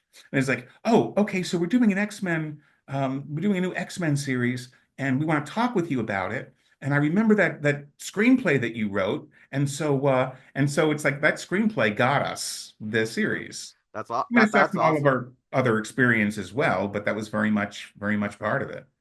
Uh, so returning, I guess to Beast Machines though is in the later episodes, you guys just dropped them from saying "I am transformed." Did you guys choose to do that because it was such a long phrase instead of saying transform or maximize? Did you just go, we don't need this anymore. We don't need them to say it. They can just do I it. think it was the people at Hasbro who said, "Okay, let's change that. Let's cut back on that." Okay. I think we were asked to do that. Okay. That makes a lot of sense because like I remember as a kid when I first heard that I go, that's a very long thing to say, even though whatever. That's how I guess how it works. Because like Yeah. you hear them say, what was it, maximize, terrorize, transfer, stuff like that. So okay. Now this is a thing. I don't know if you've ever been asked this question, but growing up, I heard this thing through the forums and stuff that allegedly Beast Machines was shortened to 26 episodes and was intended to be a longer series. Is that true? No, this the opposite, in fact. Okay. Um, Beast Machines was meant to be 26 episodes, and the ratings were very high. But a lot of the fans were like, "Ah, I hate this. Oh, I hate this show so much." And I'm working on the series, and it's doing very well for Fox. And what I got a phone call from one of the executives at Hasbro who said, "Well, this is doing very well. Is there some way we can, like have another season of it?" And this was in the middle of the series. He was saying this, and I had an ending for the series. So it wasn't like we'd end the series and then continue on. It's like, okay, let's put this thing in the middle of this existing series. And my feeling was it was unfair to the fans that we sold this as a 26 episode novel for television, and then we were going to pad it out for an extra season. Okay. What and I know I was cutting my own throat by doing this, but what I said was, um, you know, um, we said it's going to be 26, and padding it out would be unfair for and it would be quite frankly unfair for the show. So I said I don't see doing that. What I see doing is like we follow the series up with another series. And the reason why I said I was cutting my own throat by doing that was because I figured they replaced two amazing writers with Marty and me. And we are really good writers, but they were going to replace us with another set of writers because if they were going to do another series, they'd want to come, even though they loved us so much and they hired us to do Action Man at the very same time. They would have probably, like it's a 99% Yeah. chance, they would have hired somebody else. And so I was the one who said, no, let's keep it at 26. It was that was very much my argument that I made. Okay, so what I'm assuming is someone must have overheard the talks of, oh, we're going to expand, but then what happened was you guys said no. But to the people who didn't see the ins and outs of that discussion or know what was actually being discussed, that's why it made to the internet that you guys got cut. Versus, Well, that's what I'm thinking the theory could have been, is that someone may have seen stuff and tried to leak it, not knowing you guys were like, no, we're not gonna exceed the runtime. We so that's yeah. how I'm I, guessing I it. I basically said I promised a 26 episode novel for Okay. television, and that's what we're going to do. Okay. That Well, was that was my position on it. at least that's the story we know now, because like I said, growing up, I heard at least maybe right up until Robots in Disguise, a little after that, the show A that lot came of out later. fans come up with sort of theories or musings, and when they share them with people, suddenly it becomes something that actually happened as opposed to Yeah. something that might have happened. And then suddenly, it snowballs. And so suddenly there's a whole story or a whole thing that is basically invented by people who don't know what they don't know? Okay. I mean, sometimes, I mean, it's just, people would just come up with theories, Yeah. and suddenly the theories they'll Fact become or fact something. because they've been repeated so many Yeah. times. So this is an interesting question, because um as a kid, I didn't notice that this quote was said until rewatching it actually most recently for this interview. Was when Obsidian and Strika debut, the characters say, "Oh, they're great generals from the past, great generals from the past."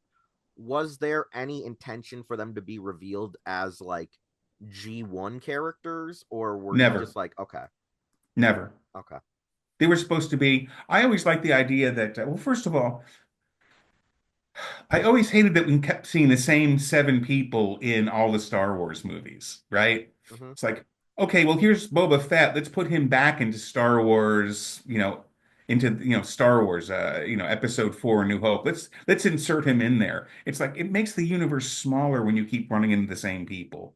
And so for me, whatever you can do to expand a world, is better. okay, So the fact that there were these historic generals from the past, it makes them it makes them mysterious, and it also makes the past they came from mysterious and alluring. So there was never any thought, because I mean, how many Transformers have there been through the ages in Cybertronian history? Countless. So if we only keep running into the same seven, it really shrinks the world. So those characters, and also Botanica, the idea behind those characters came from Hasbro. Um, I came up with the name Botanica, but they were like, well, we have robots changing into machines changing into machines, and we have machines changing into animals. Why don't we have animals turning into plants? Or, I'm sorry, why don't we have robots turning into plants? At one point, we have animals turning into animals, which is where the whole noble, savage, dragon, werewolf thing came from. And I thought that was like, it's like, no, that's not Transformers. I mean, that's like any werewolf story. So they wanted to do that, but we kind of winnowed it down to one character for one storyline that was very, very finite. Um, the idea for Botanica, they were like, why don't we have, machines change into plants? And I thought that was an interesting thing to do. So sure, we went with it. Um, Marty came up with that wonderful line where Rat Trap and Botanica kiss, and he goes, "Well, I'm a tree hugger." That was that came right from Marty, and I thought that was just hilarious. that no, that's pretty good, because I cracked up at that one, because as a kid, it never crossed my mind, because I was like 8. It didn't like dawn on me until like an adult. I'm like, oh, okay, that because like I think I remember seeing the finale, and it was like a rush job to me, because I don't remember it. I just remember like stuff from it, and then as an adult, I'm like, now I remember this. Also, speaking of the finale, TF Wiki for some reason needs citation on this specific thing, but you said it in some past interview, but they can't find it, so that's why I'm trying to be citation. You wanted in the finale that there was going to be at least one scene of Obsidian and Strika appearing on the new reformatted Cybertron. Is that true or Yes. false? Okay. Yeah, no, no, that was in the script. Okay. Um, Yeah, no, for some reason there were a they bunch of scenes that yeah, got cut, and yeah, that scene was cut. Dan DiDio basically said, "Look, the story's over. Just end it already." Because you can't. It's like how many endings are you going to have in one show? It's kind of like at the end of Return of the King, where there were all these. It's like there were like seven final scenes, and so at one point the um the fans loved hearing this. Those two characters came down from orbit where they had been sent. The world had been transformed, and um, Optimus, or one of the characters offers to change them as well, and they said that we're not worthy of it because we fought against this so hard. We're not worthy of it, and the fans were like, "We're not worthy, not worthy." They were they were so angry. They also got really angry because like after the fact, I told them that I had wanted to kill Rat Trap. And I told them after the fact, and they got angry all over again. They're like, "You what? You wanted to kill Rat Trap? Rat Trap?" Like, that's amazing. and I really wanted to kill him. I really wanted to kill him because we were going to kill Optimus. And you figure, okay, if you kill off a smaller character before you kill off the big character, you think, oh, they're not going to kill off the big character. We've already had a big death. And so I wanted them to think, like there's no way they can do this now. So I wanted some things that were kind of unthinkable. So I wanted to get rid of Rat Trap. And, I was, I was fighting for it and fighting for it. And I was convinced I was going to do it. And then, I got talked out of it. All right. Another But question. yes, yes, that scene with those two characters with Obsidian and Striker. what was their name? Striker. Striker. Yeah, Yeah, Striker. that scene was in there. It's Okay. it's in the script. Okay. There were drafts of the script where you can read that. That's amazing. Okay, because they still say citation needed, so they didn't update. I don't know. Well, Uh, citation confirmed. all right. And then this is I guess one of the last questions. There's like technically there's three, but I don't know if we have enough time. But this is the real last one. Do you know why production chose to have Megatron take on the optimal Optimus form? Because that question, it seems no one's ever answered it. I went through so many forums. Do you know why you guys did it? Was it just because the model was available, or was there a real reason why you guys said he's using that body? Oh, there's an absolute real reason. That was we had a lot of story meetings and we wanted to find out. We wanted to have a big, big, big fucking ending for this series. Okay. And we decided, well, let's do this thing where Megatron's body gets destroyed and he winds up in this diagnostic drone. And that happened. One of the executives at Fox, I want to say it was David McDermott, was like, well, the thing about Megatron is he's the most powerful being there. He can kick anybody's ass, no matter what body he has. And Marty and I just looked at each other and smiled, and we just boom, right there. It's like, okay, we're putting him in the diagnostic droid. We're going to put him in the most benign, most harmless body possible. And yes, he's still going to kick the shit out of everybody. But it's like, okay, well, once you put him in there, you have to put him in for a big finale. You have to put him in a big body, and so you can't just give him Ron's body. You need to let's give it, like what is the ultimate thing we can give him? And the ultimate thing you can give somebody is, in this case, it's kind of like you at the end we'll have Optimus fighting himself. Okay. So he's fighting in a way he's fighting Megatron, and in a way he's fighting himself. And that was, very much our decision because we thought it would be epic and apocalyptic and kind of wonderful. All right. So for our last like few questions, I just have are since you got to work on Transformers Prime after years of doing Beast Machines, have you ever thought of like wanting to do another full show? Like if Hasbro gave you the opportunity, would you want to do a full length series, or are you not in the mood to do full length shows these days? I'd love to. If Hasbro reached out to me, I would love to work with them on that. All right. I had a great time on Transformers Prime, and yeah, I think it'd be great. Now, would you want to do like a brand new take, or would you want to just like actually try to do a in your style a true like Transformers story, if that makes any sense. Like, typical I would Autobots want and to Decepticons. know where their heads were at in terms of the property. I would want to know, what direction do you think we need to go in? I would take my cues very much from them. I don't have like an agenda or anything in terms of it. Okay. I just, it's like at this point, what would be the most fun that we could have with the Transformers? That makes a lot of sense. I think that's how some properties need to be versus like how can we regurgitate it, or how can we just try to throw stuff at a dartboard and hope it just sticks, because I think that's one of the issues why TMNT, the only thing people usually like are either the 80s 80s early 90s cartoon or the recent 2012 one, and the ones in between and the ones after have been hit or miss depending on who you ask, or critics and fans. Like you get what I'm saying as an example, obviously. Yeah. Okay. Instead of just retreading stuff and just making more of the same.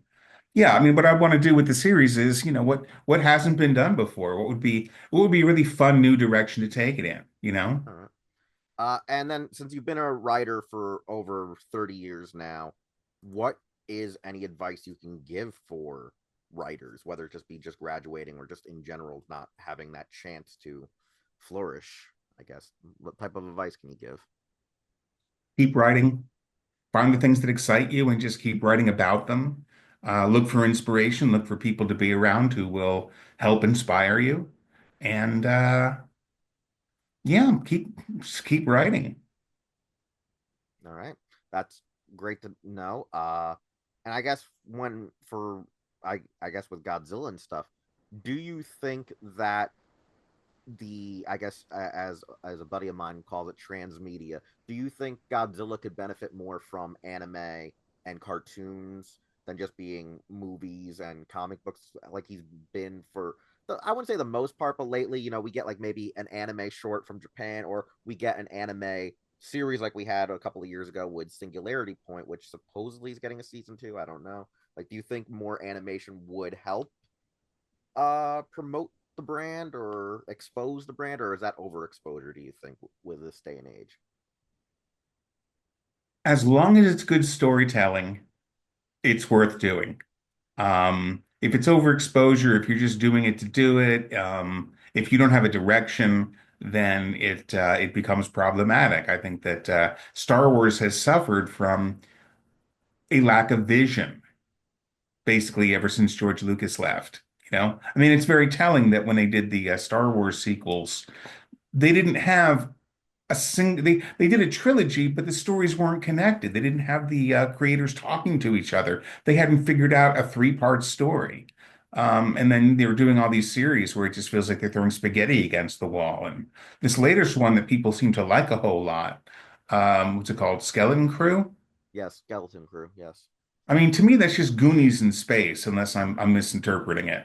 It's like they just need to have a vision. And with Godzilla, um, there's always room for more Godzilla, if the stories are good. It's just that simple.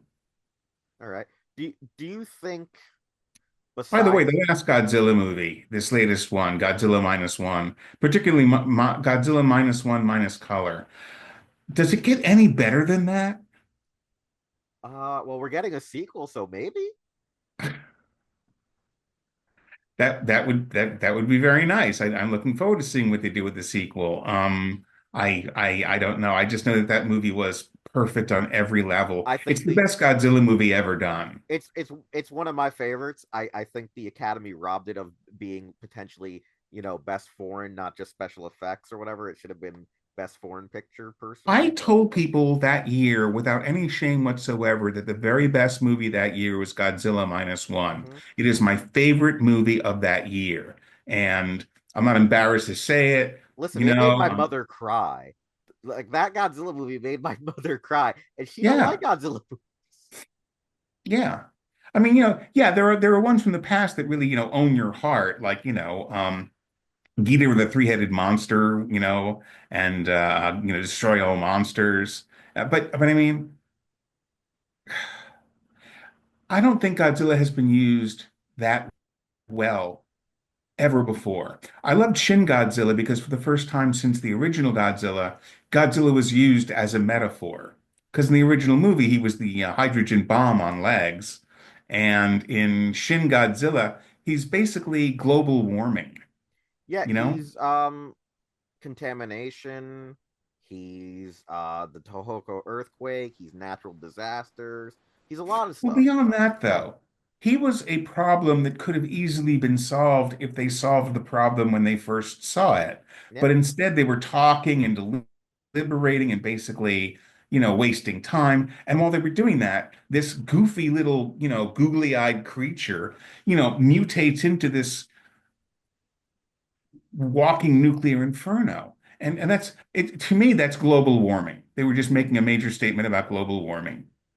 This latest film is a movie about survivor guilt, and I I I I can't imagine a more powerful Godzilla movie, and I really hope that the guy does a sequel and proves me wrong because I will say categorically they will never make a better Godzilla movie, and I'm really hoping to be proven wrong All because right. I love that movie all to pieces, and the fact that they made it so cheap is magnificent. Do you think besides probably like Mothra, do you think any of to, the Toho kaiju could, in a sense, stand alone in their own universe as a protagonist focal point? Because like Rodan obviously did back in the day, but people say Rodan doesn't have that star power these days. Do you think there's kaiju that could lead a movie without Godzilla, like standalones outside of Mothra, maybe? I think anyone would if he came up with the right story. Mm, I love Rodan. I mean, he's my absolute favorite. But he's a big cawing bird. Um, I don't know. If they came up with the right story, any one of them would just be great.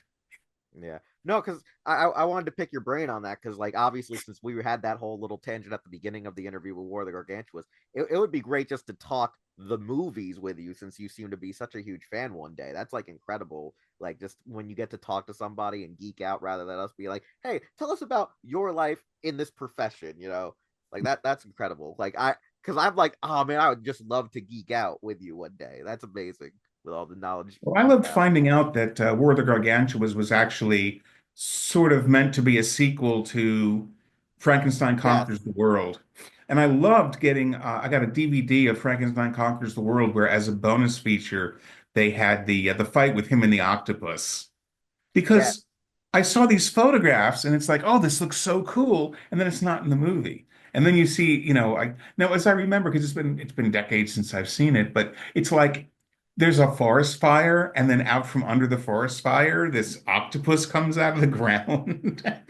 Yeah, no, it's wild because I think on the recent Blu-ray release they put it back in for the international one, and I have the Blu-ray release of that. I have a copy of it, and it's just great seeing like there's like out of nowhere this area that doesn't seem to be by the water. All of a sudden, out of this lake, the octopus just comes out, and they're like, yeah, and that's how we explain Gyra. Don't worry about it. Don't worry about it. That's how Gyra got out there. Now, did it come out of the lake or did it come out of the ground or something? Well, there seems to be like this body of water because he drags him all the way into the body of water, and it looks like a lake, but it could have also been a cliffside where the ocean was. So I don't know. And if you take into consideration octopuses can like go outside of water for more than like an hour, hour 20, like how long was it already out of the water before it caught him? Like still wild. Still wild. Just incredible. And it's funny too because I recently heard a tidbit that I didn't even know about, and I studied a lot about like the suit making of stuff. Just the other day, supposedly they wanted to give ears to the original Godzilla suit, like real pronounced ears that like eventually like the Photoshop guy used Baragon's ears, but allegedly they wanted it be to like at least noticeable ears. But they said it looked too goofy when they made the original suit. They're like, no, we're not First, adding ears to this. So that was news first to I'm me. hearing of it. Yeah, no, But I never knew that. I just knew that like it looked like a mushroom cloud and it looked very mutant like Well, they gave him a big frilly collar on in Ultraman. Ultraman Yeah, when he guest starred on there. yeah. And what's funny too is I I recently was reading more about it about why they put the frilled collar on was they were like we kind of don't want to like overdo the suit because it took us forever to do the Gomez suit the first time when it appeared in Ultra Q. So like, yeah, we're just gonna put a frill on it. I'm just gonna paint it. It's fine. It's fine. And Ultraman's interesting. Do you have any thoughts on Ultraman before I guess we wrap up since that's another Tokusatsu property? None whatsoever. That was not something that was ever like really on my radar. I haven't watched a lot of Ultraman or any of the iterations of it. So I got nothing to say on that one. Gamera. Did you ever watch any of those movies? I loved Gamera. The first Gamera was absolutely incredible. I didn't like that they made him into a children's property and they made the movies progressively more childish. And I didn't love that in when Gamera back after all those years into the protector of children and made this whole mythology about him that I just thought like the first Gamera movie where they brought him back where you see this island floating and then you're underneath it and you see all these sharks and I thought it was the most incredible visuals I've ever seen and it really had such potential. So yeah, I love Gamera. I'm like everyone's dream movie, and I have a T-shirt of a fake famous monsters cover where it's Godzilla fighting Gamera. That's everyone's dream is to see Gamera and Godzilla fighting each other. It would be great. The thing I always hear is that Toho no or Kawakata can figure out how can they do it without feeling like one is stronger than the other. Who is and that is a valid point because Gamera is seen as technically a more nicer kaiju than Godzilla is because they like Godzilla being an anti-hero, but Toho doesn't want to have Godzilla be technically the villain if it goes up against Gamera, and they don't want Gamera to outshine. I've heard these stories that Well, they here's actually the talked thing about it is twice. Gamera is a protector and Godzilla is an out of control force of nature. And you do Marvel team up structure. Exactly. You got it. You They just gotta. fight. No, no. They fight. They fight each other and then they team up. Mm-hmm. They got to pull a So Godzilla versus Kong kind of thing. exactly. Well, before I saw Godzilla versus Kong, a friend of mine was like, "Who do you think's going to win?" And I'm like, "Well, what's going to happen is they're going to fight each other, and it's going to be entertaining. But then they're going to find some common enemy to fight because people don't want to have King Kong or Godzilla win. Yeah. They it's so I don't think anybody wants to see Godzilla taken down by Gamera or vice versa. So what happens is the two of them fight. It's an amazing fight, but then they have to team up against this other force that is indomitable. So yeah, Exactly. that's a very simple solution to me. That's what I think too, because like it works perfectly. But Yeah. how do you? I guess the way is Toho doesn't know how they could do it in their universe of making a standalone film, and I'm just like, put him in MonsterVerse. Everyone says put him in MonsterVerse because then we could see Kong riding on the back of Gamera while he's spinning around. It would be hilarious. Yeah, but then Kong would be spinning around. So it Yeah, would that look like, that that would be funny. Seeing Kong on riding on Gamera. That would be like the funniest thing ever of them flying. well, there are so many different Godzilla movies and so many different iterations.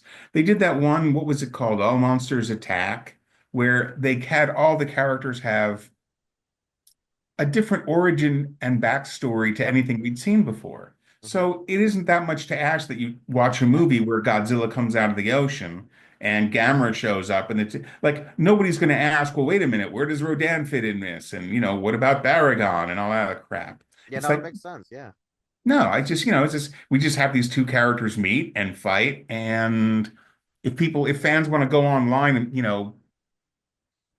come up with their own theories, that's fine, whatever. exactly. Exactly.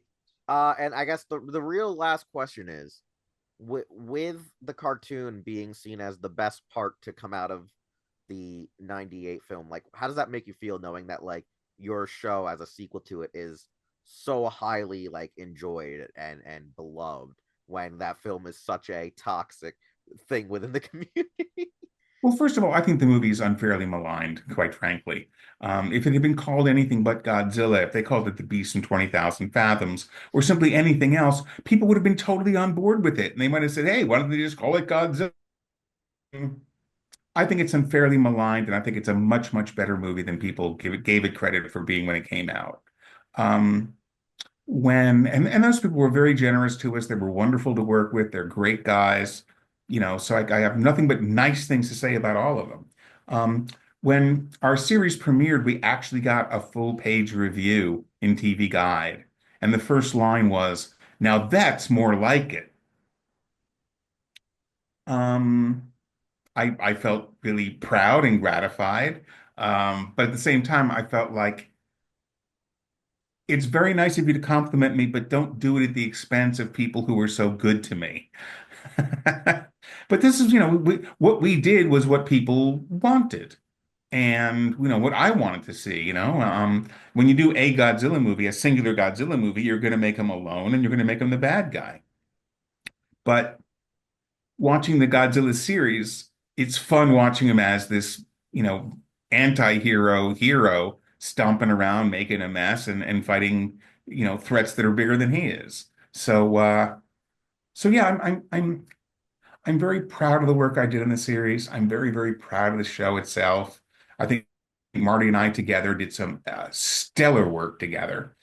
It brought out the best in both of us as story editors and as writers, and I think it's a real high point for us as a team. Um, and I'm really, really glad that people enjoyed it, and I'm glad that there are people out there who still find it and enjoy it. I'm super, super proud of the episode Lizard Season because I got to destroy my hometown. But yeah, I'm very proud of that series. I just have a lot of affection for it. I mean, it was a dream come true. As I told you before, when my agent first told me that we were hired for it, it's like I almost like couldn't believe it. It's like that was a high point moment in my life, because I mean, being handed Godzilla, it's crazy. It I was mean, wonderful. yeah, that's like literally saying, "Hey, man, you got the keys to the kingdom almost," in a Yeah. sense, to work on a property you love and wanted to have always worked with.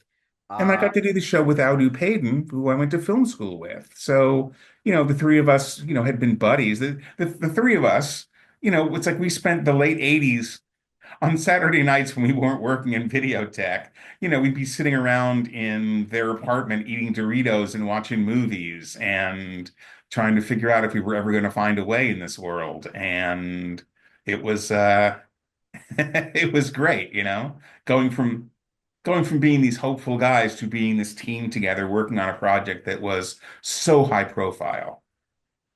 all right.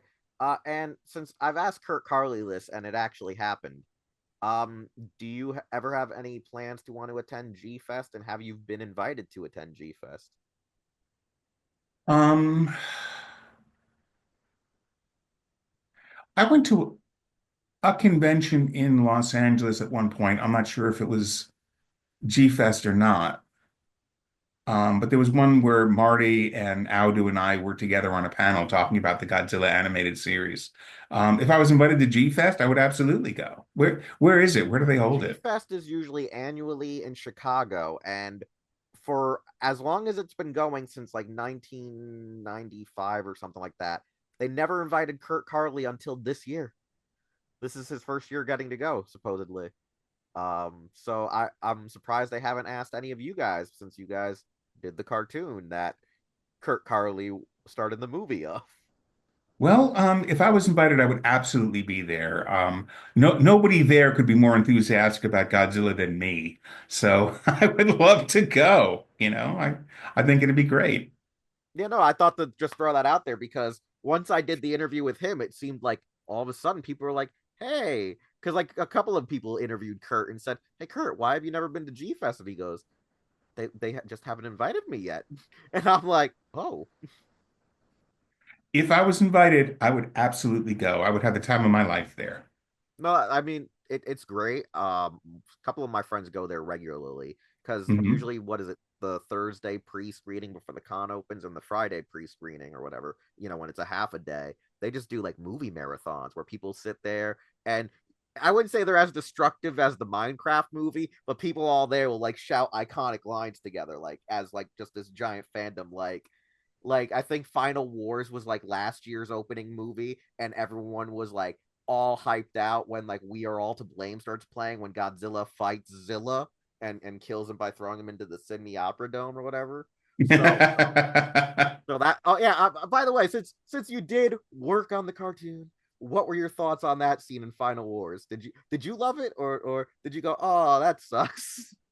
You know, I loved seeing him there. I thought that was fantastic. I wish I wish he had put more of a fight. I wish he got a little bit more time on there. I think the character merited a little bit more time on there. But I thought it was fun. I thought it was great.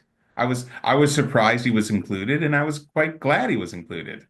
I just I think it's incredible too that like they were like, yeah, we're gonna feature him. We're gonna feature like boom, okay, he's featured. there were executives from Toho who at one point were saying that what they wish they had done at the time was when they had Godzilla versus Destroyer and Godzilla explodes at the end, that what when the smoke clears, what you see in there is the Sony Godzilla. That when he's reborn as what he's going to look like in the American movie. And when the audience heard that, they were like, uh, they were not on board with that. Because this was several years later after the Godzilla movie had come out, and I think that, but but yeah, I think they would have liked the idea that the American movie was, in fact, a sequel and part of their universe. But in retrospect, I'm guessing that they're just as happy that it didn't. Yeah. Also, I guess one last question. What are your thoughts on the unused like Stan Winston stuff that would have been into that Kurt Carley movie? Do you think you could have played more ball with Stan Winston's uh design, or do you think you just still like how it turned out with that very iguanodon raptor like version of the character? Well, which was Stan Winston's? Was that wasn't He was that? the Stan Winston was brought on early on, and it was like the first '94 draft that got canceled before it moved to like '96, and then eventually started going into the version that Kurt was in. But if you ever see it online, it's the big green version that like looks more like a traditional Godzilla suit. It's like a statue maquette based on his original pitch for uh if they would have gone with his design for the monster. I haven't seen it. I need to go on and see that. All right. Um, have you ever read the Godzilla script that Black and Decker did? No, I don't think so. Yeah, I don't. Shane Black and Fred Decker, who did Monster Squad. Okay. I love calling him Black and Decker because it's just Yeah, it just sounds so funny. that makes even more sense too. Because when you were saying that, I'm like, I don't know this until you said who. No, I don't know that script. I'll have to look. Shane Black and Fred Decker did a Godzilla script in the 1980s. When you read it, it's very much a 1980s script. You know, the bad guys are the Soviets, and there's the various characters are like the kinds of characters you'd expect to see in an 80s movie. Yeah, check it out. It's a fun read. Um, I think I saw a character design for what they were going to do back then, and it looked pretty cool. It looked a lot more, traditional, but slimmed down, I think. Um, but I love the character design they came up with for the 1998 Godzilla movie. It's not your traditional Godzilla on any level, but it looks really fucking cool. I mean, it just really does. It's a gorgeous character design. And if you can just forgive the fact that it's not your Godzilla, it really is a cool monster. I'll say this as one of the last things I'll say for the interview, so we can wrap up in that. Uh, I love how you guys redefined it for the cartoon. I think you took their design and made it look more like badass because instead of having that weird gray, you gave it like a distinct like maroonish brown. Like it looks different with that weird texture because in some scenes it's like a purple, some scenes it's a gray, sometimes it's a darker like brownish color. Like you guys made it look different and stand out. And I think because you guys didn't always have him always leaning down and having him sometimes stand more like a traditional Godzilla, you gave it more character by having it being able to like pose and stuff, if you know what I mean. Like depending on like how you did the lighting, how you did the animation. I think you guys took what they had and you're like, wait, why should we always have it hunched? We should make it like more mutant where it can go up, it can go down, it can do all that stuff like normal dinosaur. So I think you guys made it more metal to me in a sense. Like it was more like it felt 90s grunge, if you like edgy, edge lord. and stuff. Yeah, Aldo and the directors did a really wonderful job on bringing that character to life and making him really a lot more interesting and a lot more fun.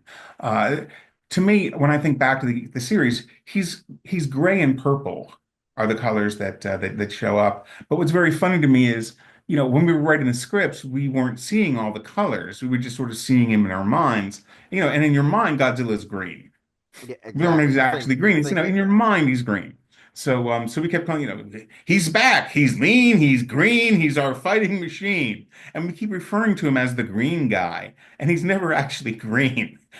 So if you listen to the dialogue and you compare it to what you're seeing, there's a little disconnect there. And Yeah. that's why that's happening. And I rather enjoy the disconnect. Yeah, because I'm looking at it and like in certain lighting, the brown you use gets like, I mean not brown, the gray looks like a brown.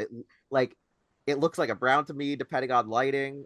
Promotional art at least it looks grayish. Well, whenever Yeah. they have scenes at night, everything is thrown into shades of golden brown. Okay.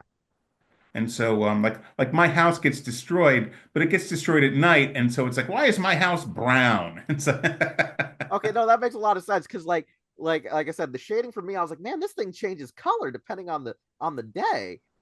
Whereas some of the other characters will still look the same. So I was like, huh, what's up with that? But no, that's a cool tidbit to know. But no, it's been great, getting to know your career, talk to you about Godzilla because originally you thought this was just a Godzilla one because Kurt explained it as such. But no, we do all cartoons. We Hero Club is like comics, anime, tokusatsu, all that jazz. We love it all here.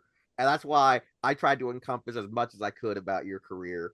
And I'm glad you gave me this much time to talk about it, especially. I've had a terrific time. This has been a lot of fun. And like I said, if you ever want to like just geek out and talk again like that, we could always schedule something. Maybe what we can do is find another mean since Zoom has parameters of where you can record. So maybe we could try something else on another platform if you like it to just talk about the movies, like your favorite stuff about kaiju or whatnot. Yeah, absolutely. It's just been fun just to get together and hang and talk. Yeah, So no, yeah, it's great, this has been a lot of fun. and I enjoyed it too because like when I realized like who you were fully, like I told you before the recording, I forgot you were the Beast Machines guy, and I was like, man, I want to just pick his brain about all this cool stuff he's done throughout the years, not just Beast Machines but Godzilla. You've done like a lot of like stuff that I grew up on, most of my staff grew up on, like so you molded like our child. Like if it wasn't Power Rangers with Saban, it was like the stuff you and Marty did with other people that like molded us. Because like one of my friends was like, "Yo, he did Mighty Ducks a couple of episodes," and I'm like, "Yeah, but I didn't grow up." It was like off syndication by the time. Like I saw like We three did episodes.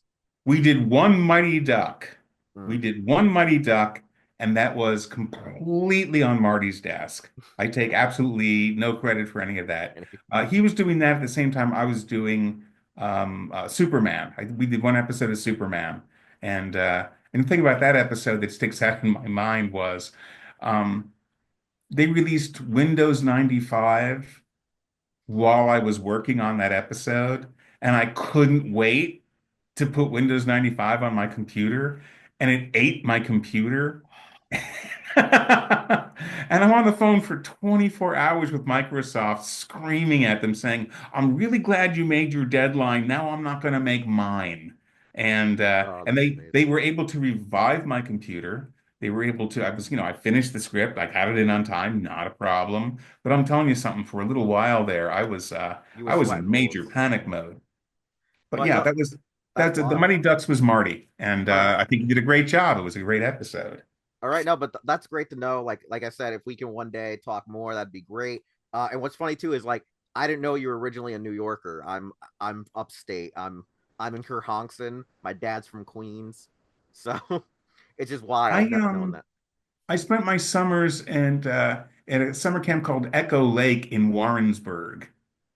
I don't think I've actually been there. I know of it, but I don't think I've actually been there. It's right by Lake George. Okay, I go to Lake George a lot. Damn. Do you? Yes, I've gone like most of my childhood was there a lot. Like I went like every summer, probably till like I was 14 till I got too big to actually get in a boat. So When I was in summer camp, we would sometimes go camping on Lake George, and we went to something that we called Long Island. Oh Is yeah, that something? the island camps. Yeah. Um, Yeah. my family always has like rented out the ones nearest to the actual like warden's lodge, like the actual place where he's like has that log cabin. If you know where that is on that island, my family always used to rent out like section I think 99 or 98 or whatever it was called. So we always had that end of the island that I think you're referring to. That's very funny because yeah, yeah. It's like we called it Long Island, but was that just us or did other people call it that? Um, I don't know. I never heard that term growing up, but if I ask around, I'll probably find out that you're not alone. Because like I used to just call it the island or the archipelago because there's like a little campground that's like a peninsula off of it that you can sometimes walk depending on the year. Uh-huh. But it like I'm pretty sure someone else had to call it if it's the exact same location I'm thinking. So where are you based now? Kerhonkson, I'm physically, but the rest of my staff is all around. Like my co-host that couldn't make it tonight, he's in Albuquerque, Okay. and most of the staff is East Coast. I would say we're predominantly Massachusetts and the Baltimore area. Okay. Yeah, but yeah, no. Thank you so much for having us, or us having you. And having this time with you. Last thing, do you have any things that you want to promote, like personal projects that you can talk about, or anything before we wrap this up, or no? I actually have a feature film was released onto Amazon Prime, onto Prime Video. Okay. Um, and it's called Goldbeak. One word, Goldbeak. Mhm. It's a feature film produced in China about an eagle who grows up in a town full of chickens. Okay, that sounds interesting. All right, well, It was I'll have fun to to check it out. write. All right, so do you have any social media accounts that people can follow you at? Do you have a fan page I'm on or Facebook and I'm okay? also on Instagram. I'm under Robert N. Skier. You don't want to look it up under Bob Skir for Facebook because that's for that's an account that I deal with people from high school and before. That makes a lot of sense. Understandable. My professional world is Robert N. Skier, and that's where you want to interact with me there. Okay, that's good to know. And other than that, as per usual, Hero Club just follows across social media using Hero Club for Life. Go to our website, hero-club.com. And you've been watching this video either embedded on the site or on YouTube. And we'll see you all next time with whoever our next guest is, because at this moment, I have a lot of Digimon voice actors on the back burner. So I'll see y'all then. And thanks again for having me. You're welcome, man. You are so welcome.